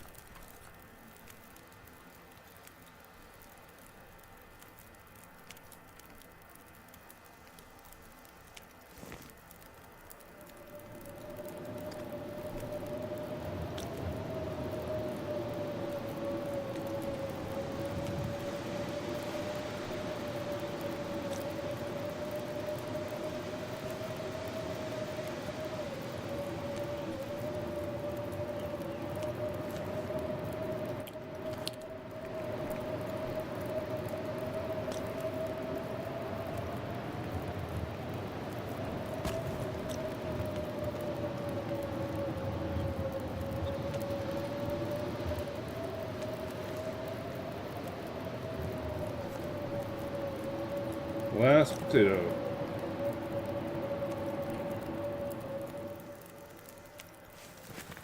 Just need to close my mouth.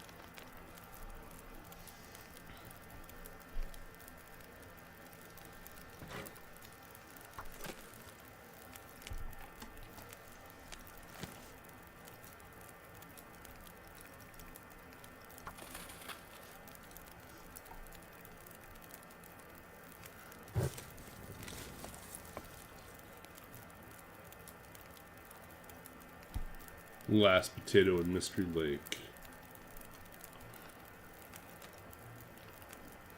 She took the last tater out of my heart. Is that Cinderella? Last train out of my heart? I think so.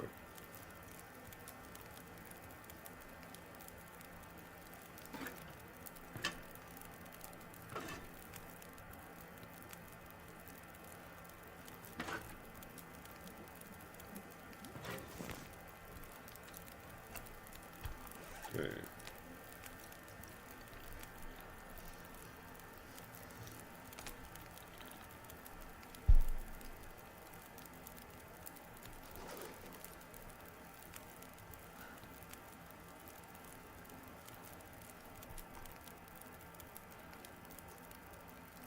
Oh yeah, that's the part.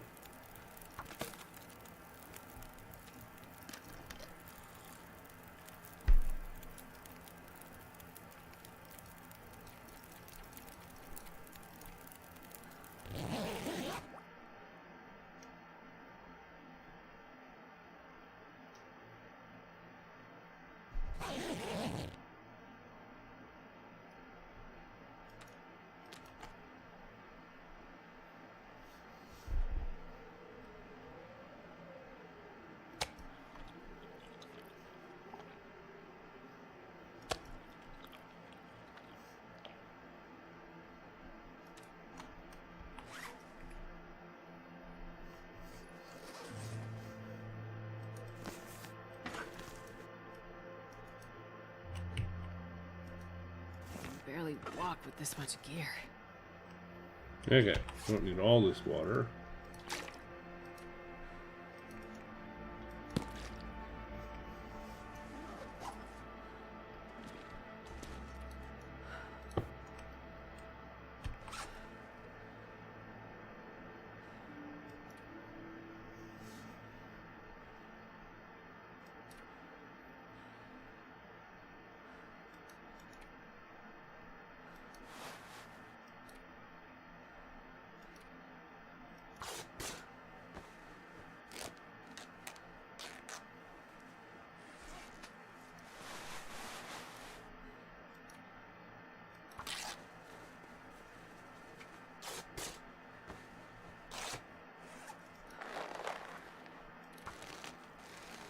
Ah!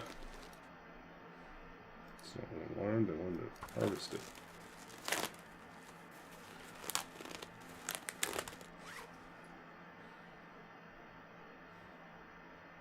Okay, let's see. Anything needs repairing? Not urgently. No.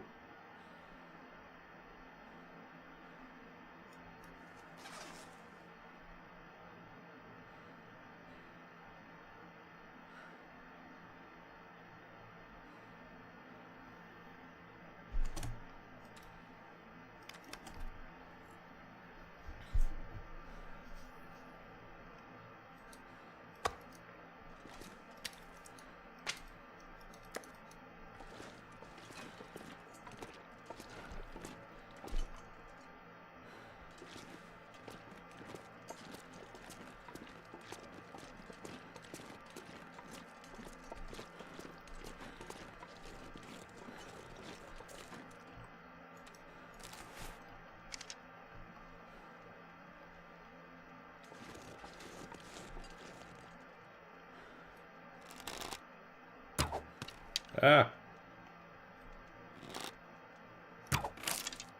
What?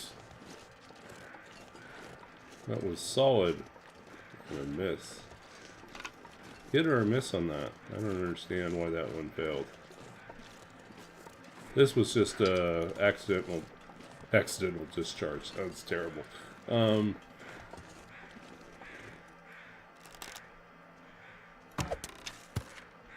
What?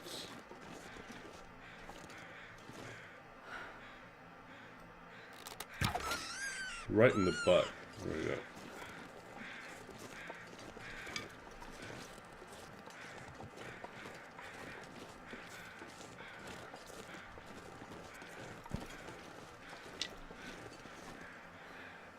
Come on back, buddy. You're way over there.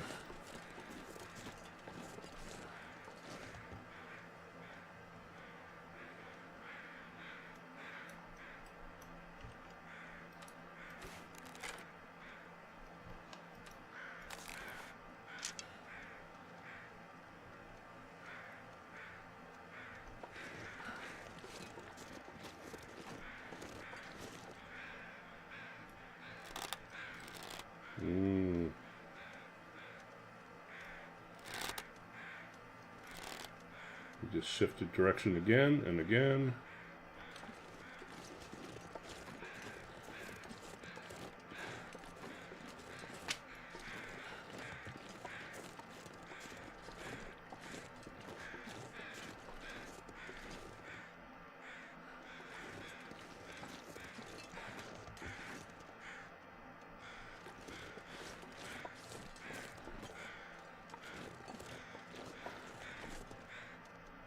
Yeah.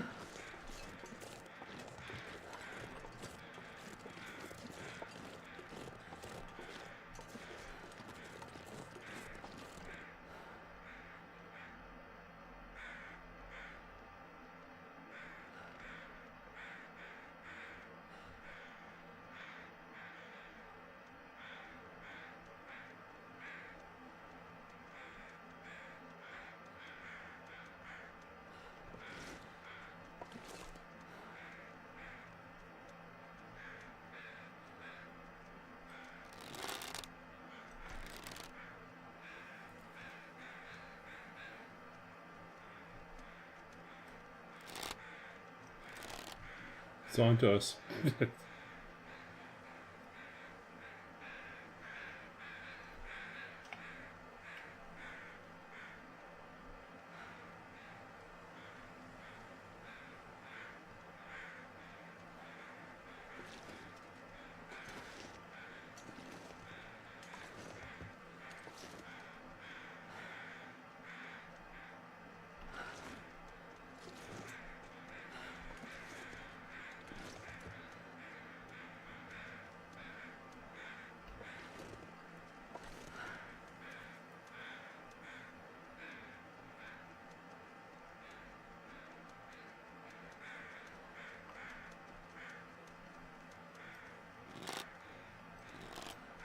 Wow. Really can't get the shot off. They just won't let me.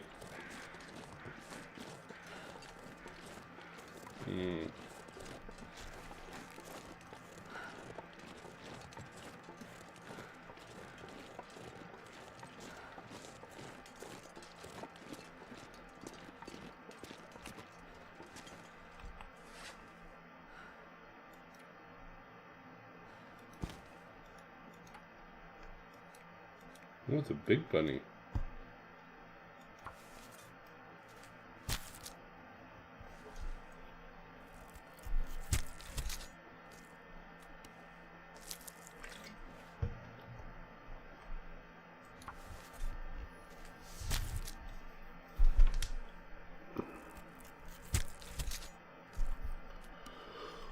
Ooh.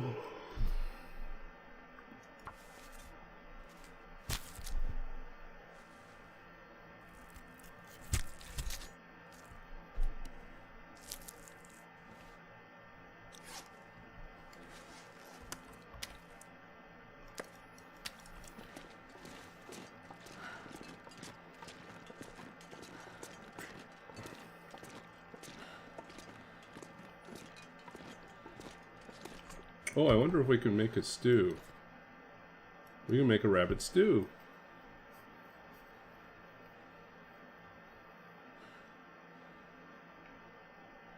Hour 41 to cook. Wow.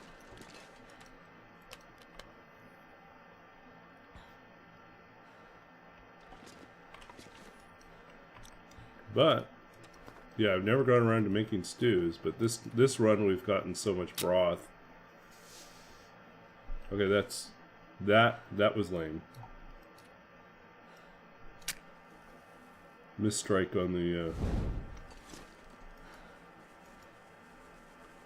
misstrike on the cardboard matches, which we have tons of, so it's not the end of the world.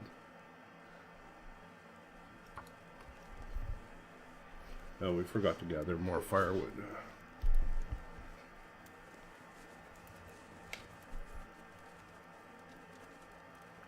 Come on, little fire. Come on. Honestly, we don't really need coal, so we'll just use it.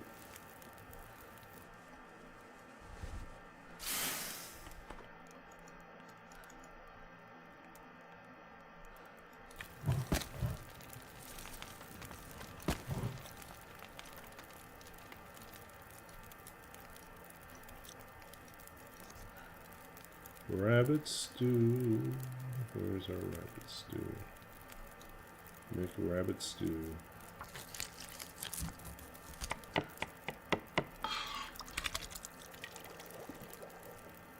Hour and 27. Okay, let's go out look for.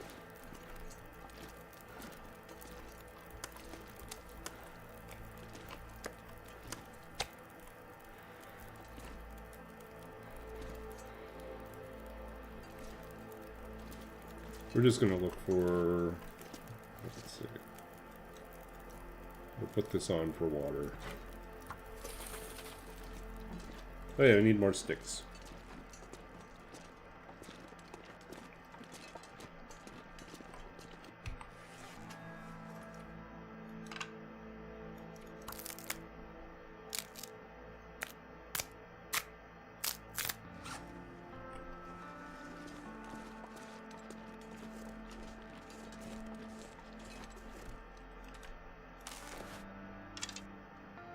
Oh, it ran off already.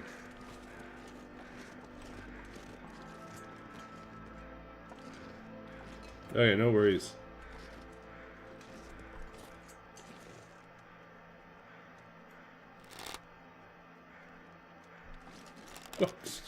Just before we let loose, he runs off.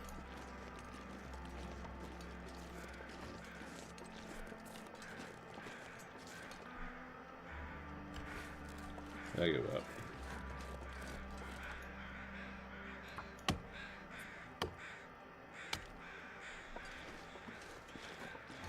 Stew should be just about right. I'm not going to be able to carry this load for much longer.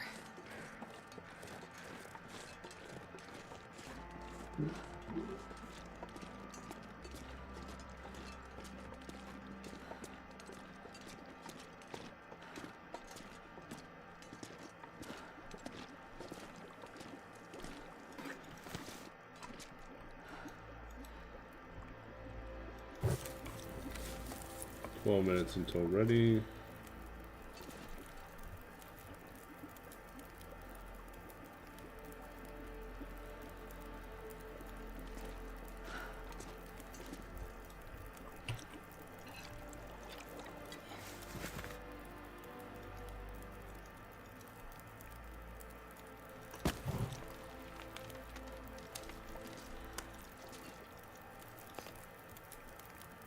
Another rabbit stew? Might as well.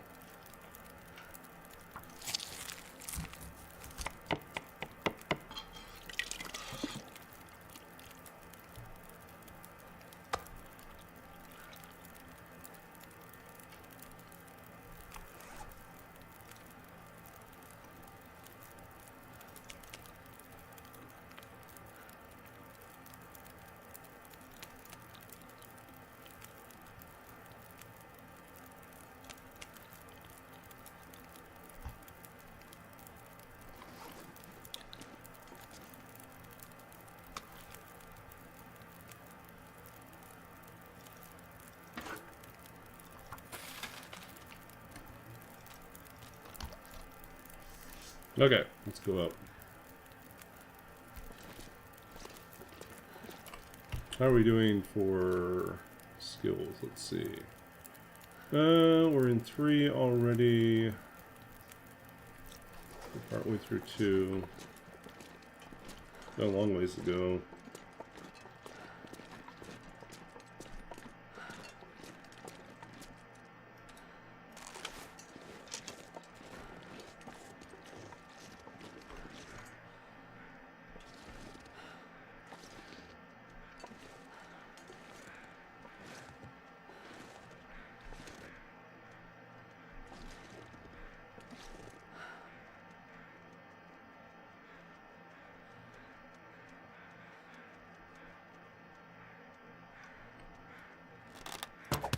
Ah, we moved.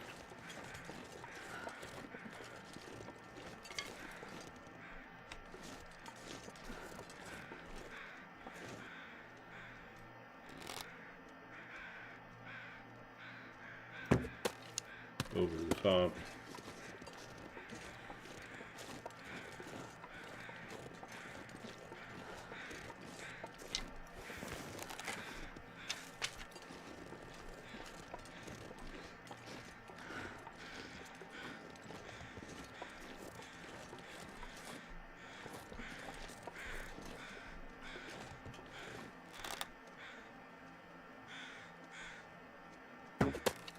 Nope, held it too long.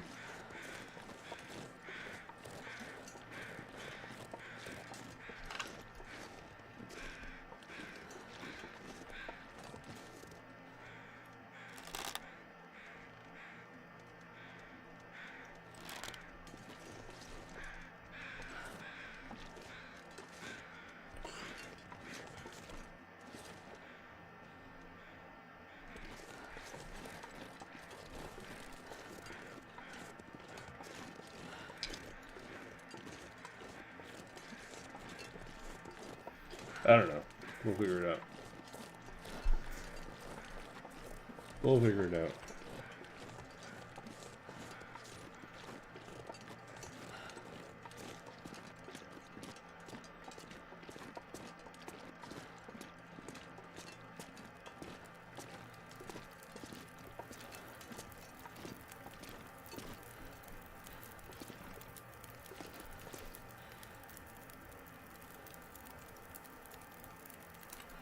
Need more sticks.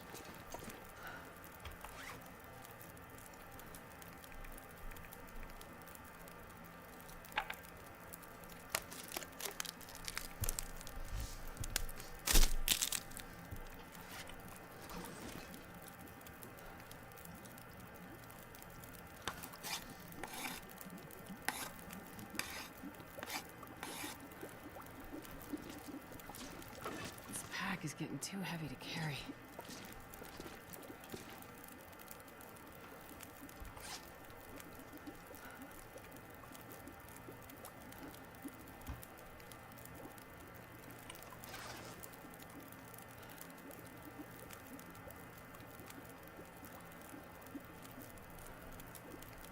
Okay, well, we'll wrap up here soon.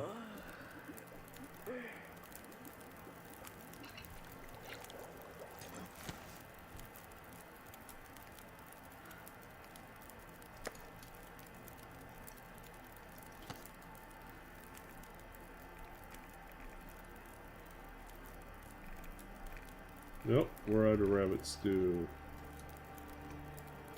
Not enough rabbit. Okay.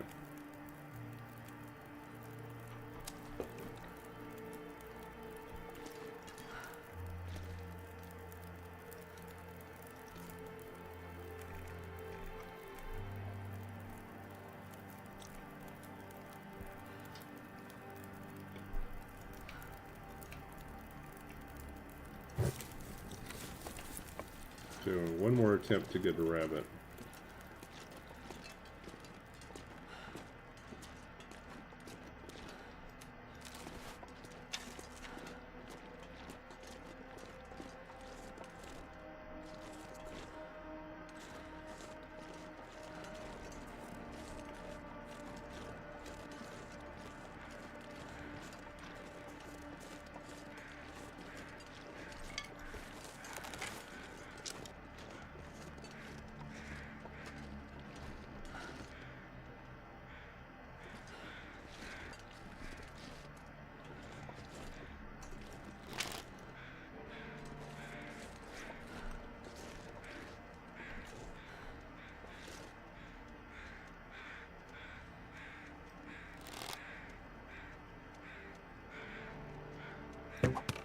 Ah, too early.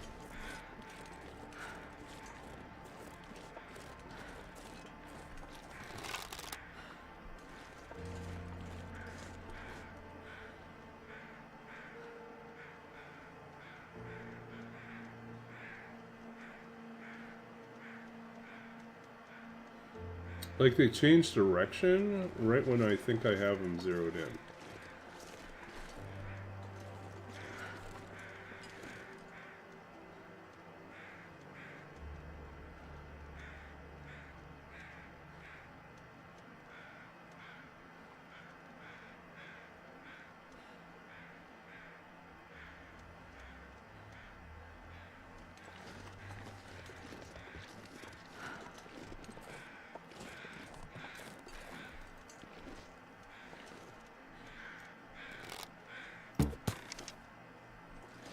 Nope.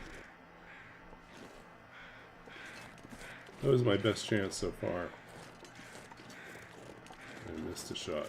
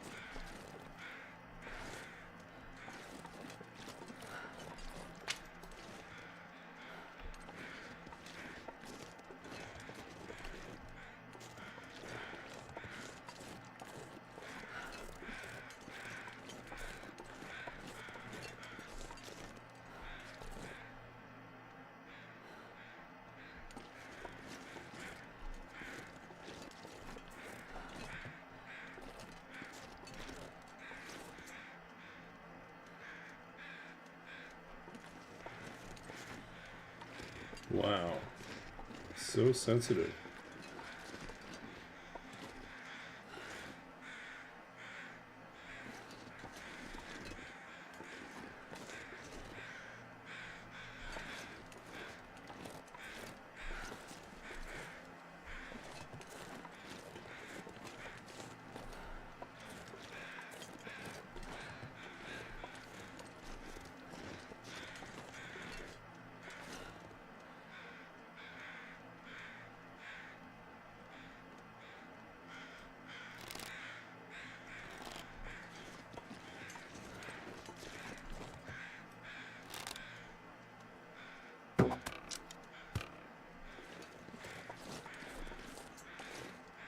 There comes the other one.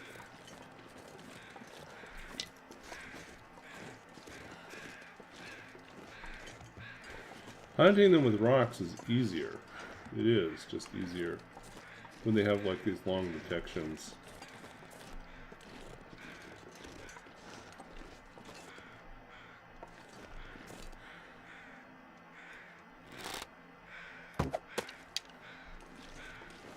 Sure.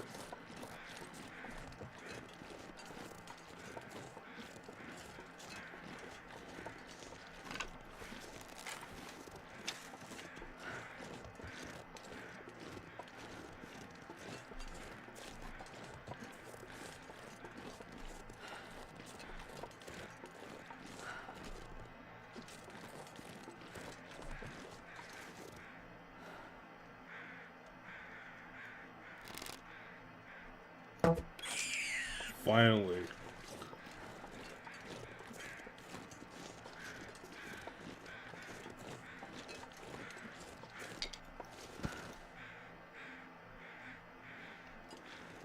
Come join us. I invited your friend for dinner.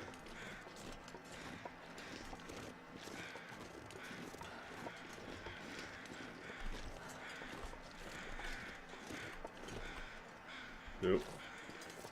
He's on to me. Okay.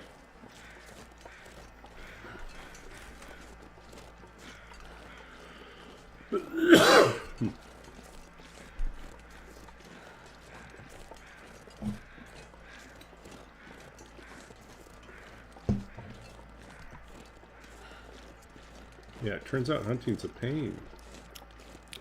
And they have that far range of detection, so.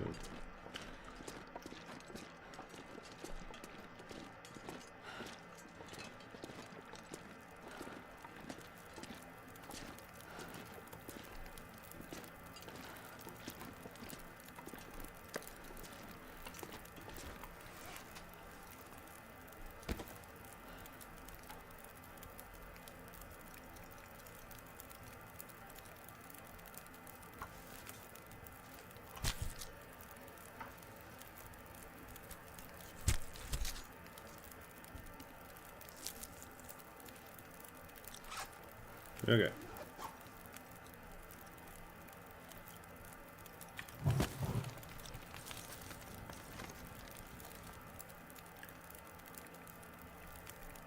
One more rabbit stew. Coming up.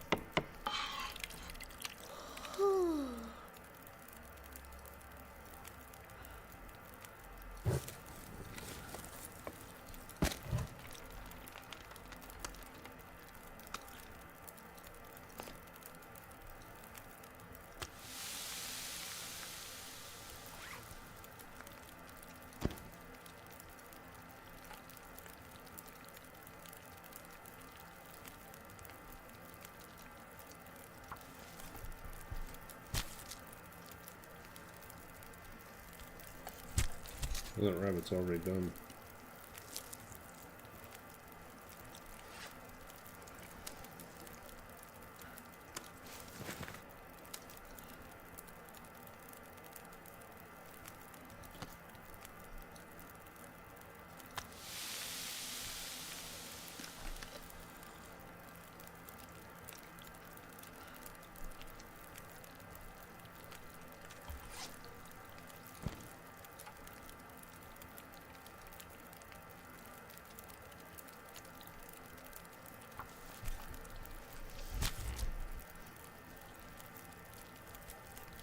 Yeah, I mean, this really lends itself more for an exploration run, so going the extra mile to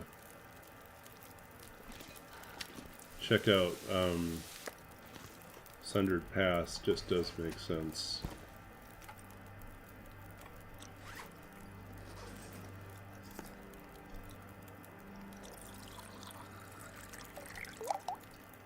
Oops, that's not what I wanted.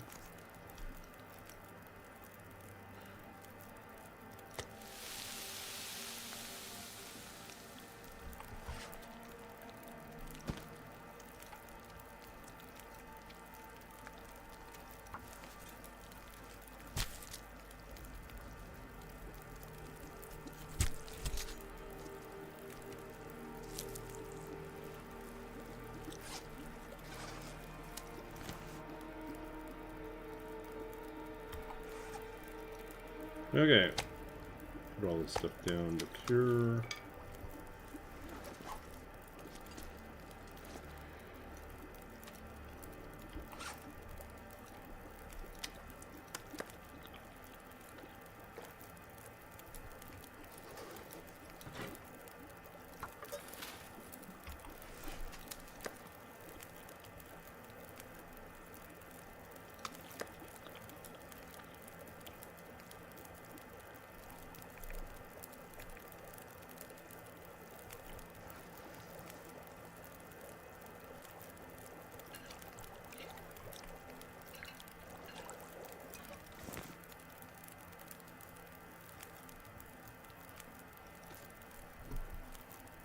Okay, and some porridge. I think I need to work out.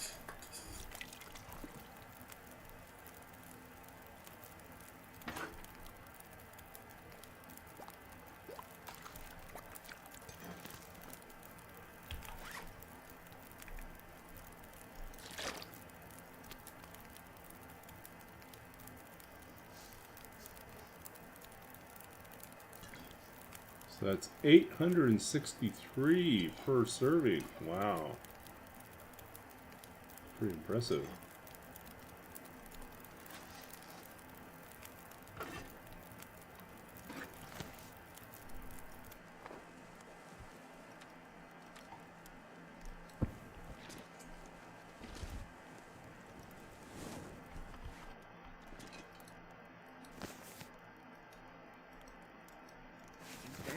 walk with this much gear.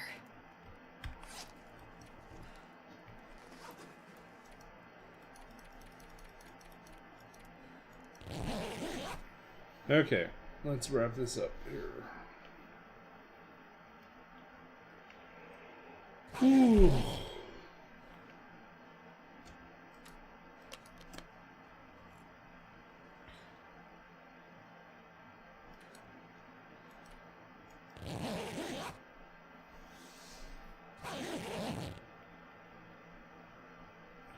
Okay, we've made it to 15 days. 15 days, and we've killed...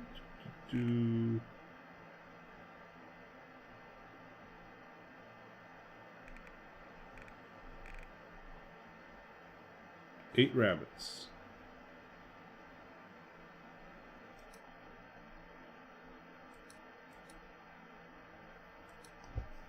"15 days. 8 rabbits now. We've been productive.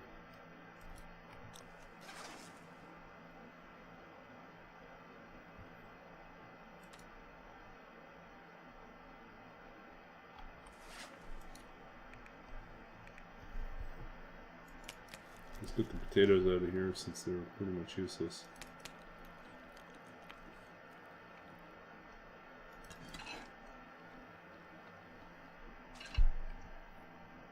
Okay.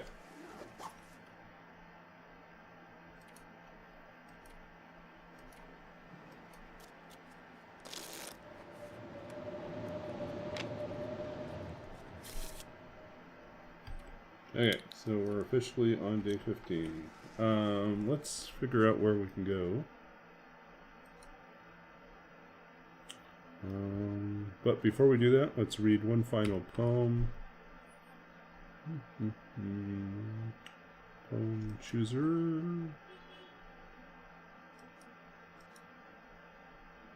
Double. Okay, so Double was one of the ones that I was supposed to read on a previous stream, and then I thought I didn't have it. And then it was like, no, it's in your book. It's like, oh, that shows you how often I read that poem. Okay, so this is from Babbage's Dream, published by Sundress Publications in 2017. This poem is called Double and takes its inspiration from programming language and terms. In this particular case, a double refers to a double integer, which is a very large number or variable for storing very large integer values. Okay. Double. Our faces pressed to the screen, the dull beat of numbers, day after day, the turn of the mechanical crank, the machine itself, another conundrum, a simulacrum formed of clay and metal, a dumb creature of no will but our own, how it sings into the dimmest hours of night, a silence as resonant as the wail of a distant train, that only you can hear, your ears keen to the sound. Outside our windows, the moon is a crucible of light, the air full of strange awakenings, the first stirrings of a thing reaching for a name, the veil between us, thin as a mirrored shield, in the glass, a shadow, a twin. At this hour, who can tell the difference between one face and another? Thing and thing maker, we are what we are, the two of us pulling together to form a single passage through the dark. The stars above us spilling over with their old stories of light and nothingness.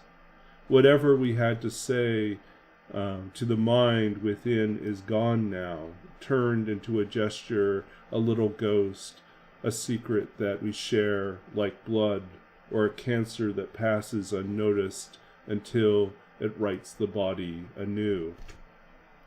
Okay, so that was Double, and I apologize. I should have probably read that with my reading glasses because I'm tired and my eyes are like, in fact, I'll do another reading just because I really felt like that was kind of a crappy reading, so we'll do it one more time. Double.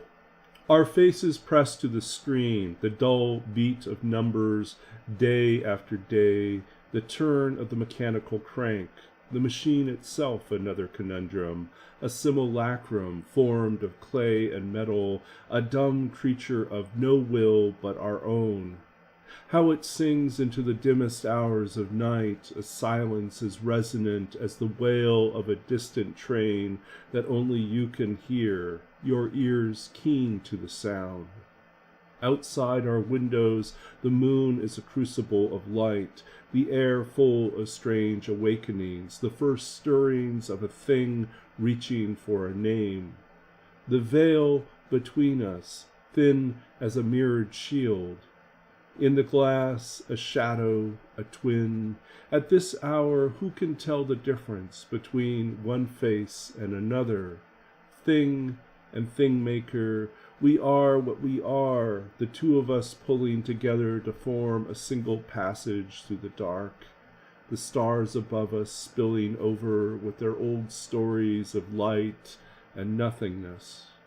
Whatever we had to say to the mind within is gone now, turned into a gesture, a little ghost, a secret we share like blood, or a cancer that passes unnoticed until it writes the body anew. Okay, so, yeah, a little behind the poem. Thank you. A little behind the poem for this one. So there's a lot of references going on in here. One of the things, when I was writing this book and writing these poems, I fell deep into research. I mean, it was for my dissertation. And I would see these interesting patterns, these echoes from one moment across, history or across circumstances to another, and how it mirrored what was happening in my own life as a programmer when I used to work in the games industry.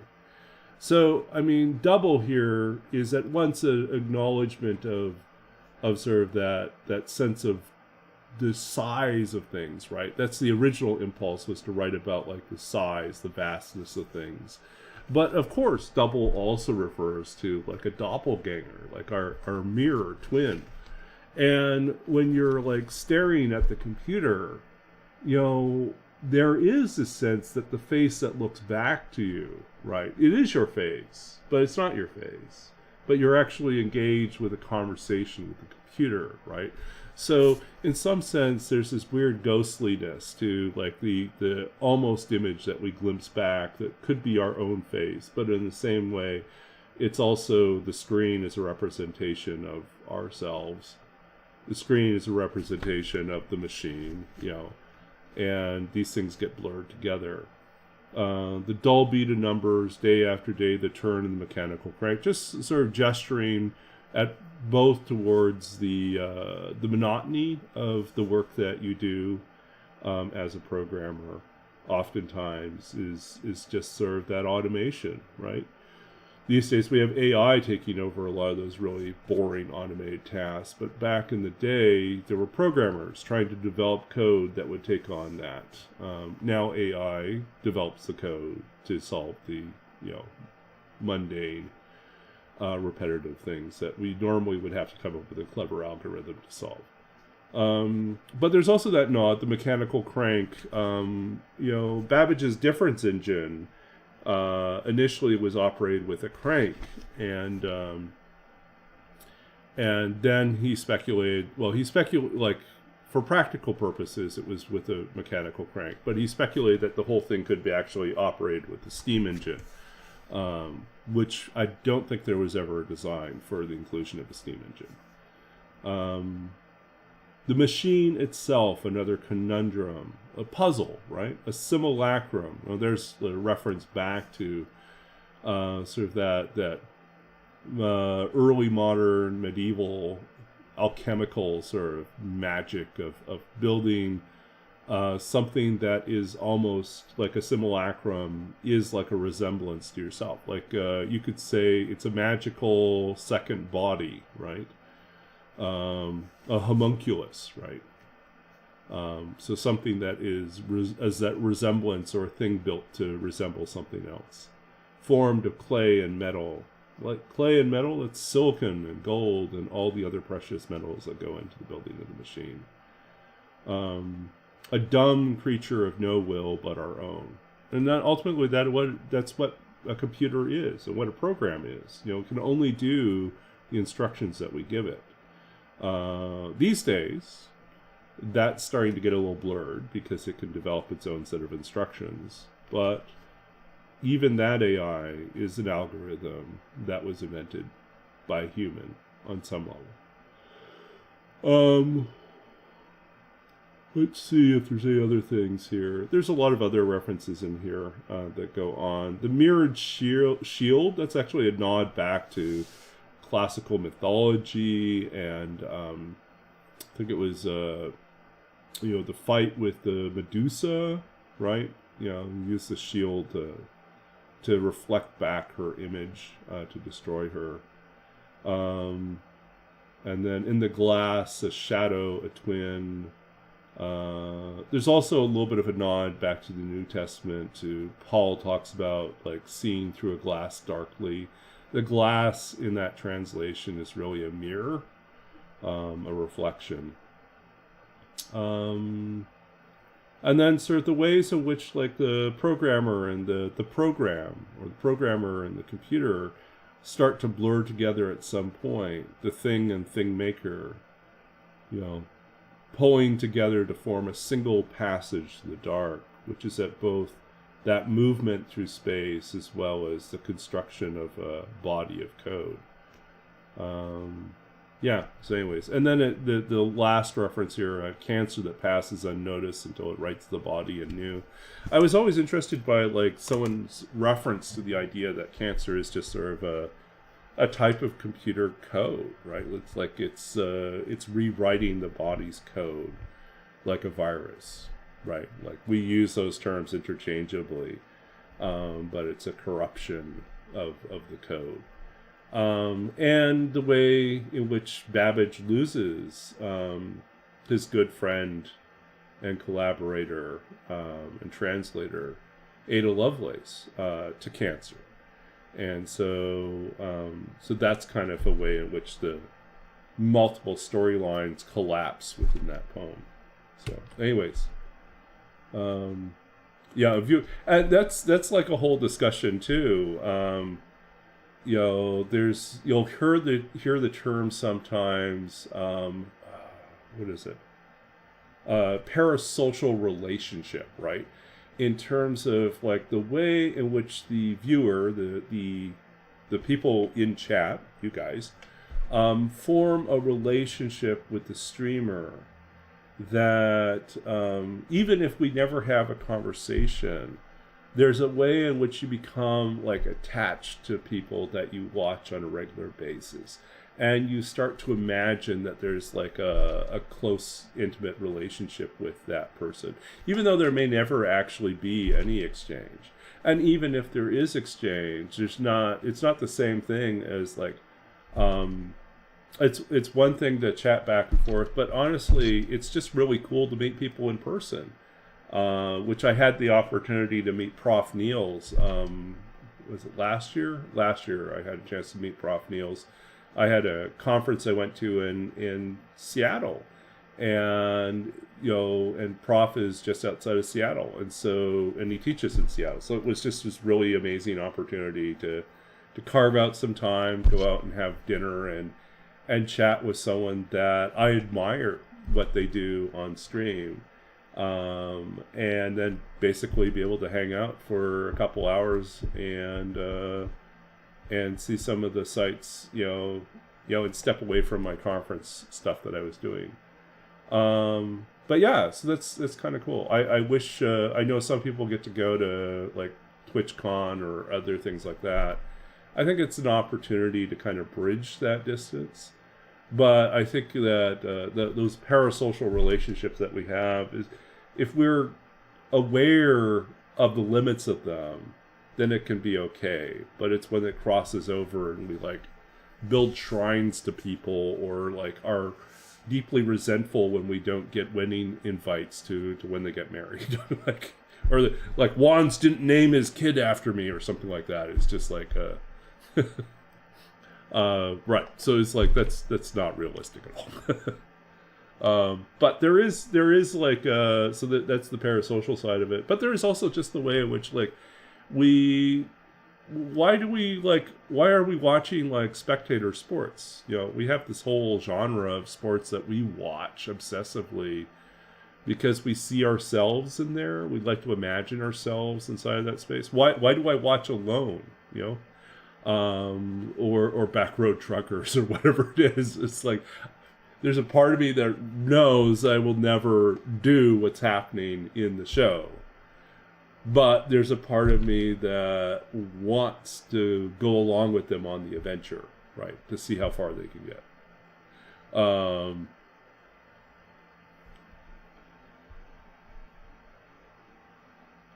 15-foot Babaginator shrine in the backyard. E.g., yeah, I think it's fine. As long as you've not used any copyright material. Yeah, no. Do you have it automated so it speaks? You know, does it meow on command? Because then I feel like it's like infringing on my territory. Right? It's like then I feel like I'm going to be replaced by 15-foot tall Babaginator. It's like that reminds me of the this ridiculous ongoing war between these two communities about building the world's largest moose. Let's see if I can get this.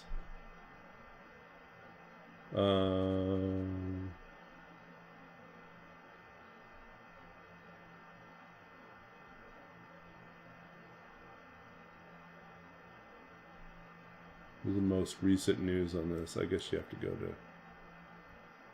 So in Moose Jaw, Saskatchewan, there is Mac the Moose, which is a steel and concrete sculpture of a moose, which stands 34 feet tall. So it was built by an artist and installed in Moose Jaw, which is an actual place in Saskatchewan. And there is a rivalry with Store Elvdal, Norway. So the Norwegian town has the Big Elk, which is another moose statue. And it stands, yeah, they go back and forth every few years competing. So I think in 2019, the Canadian one reclaimed the title by installing a new set of antlers. Yeah. So, but yeah, it's silly. Things people do.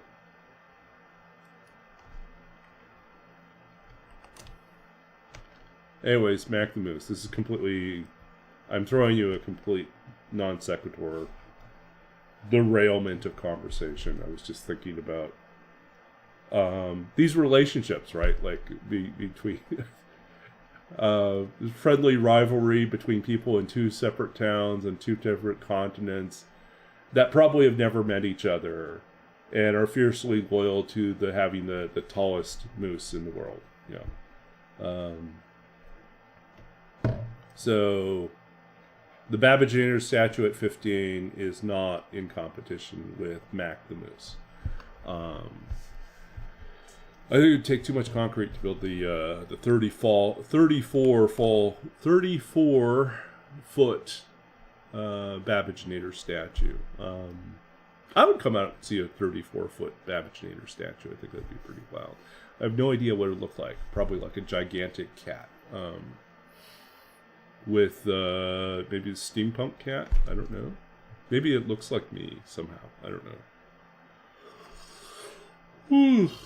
I'm officially tired now, so I'm going to wrap up here. So let's go figure out who we can go raid. Oops.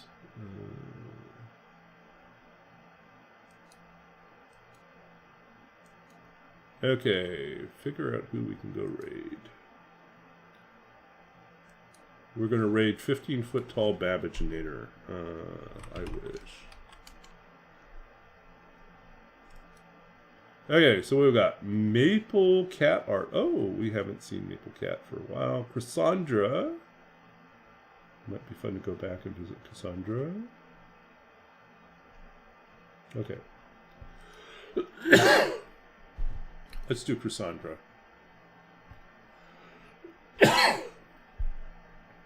Okay, so we'll pop in on Cassandra. I'm going to wrap up and get some sleep. But hope you can join us as we go over and raid. I'll be back on tomorrow night. Our plan is to go to... we need a forge. It'd probably be good to go to the summit. We don't have to, but we could. I think actually we should go to Ash Canyon and get the backpack. So I think we should make at least that trip to Pleasant Valley and beyond. And then double back. Yeah. Okay, so let's get ready to go. Thank you all. We'll see you in the next stream. Bye.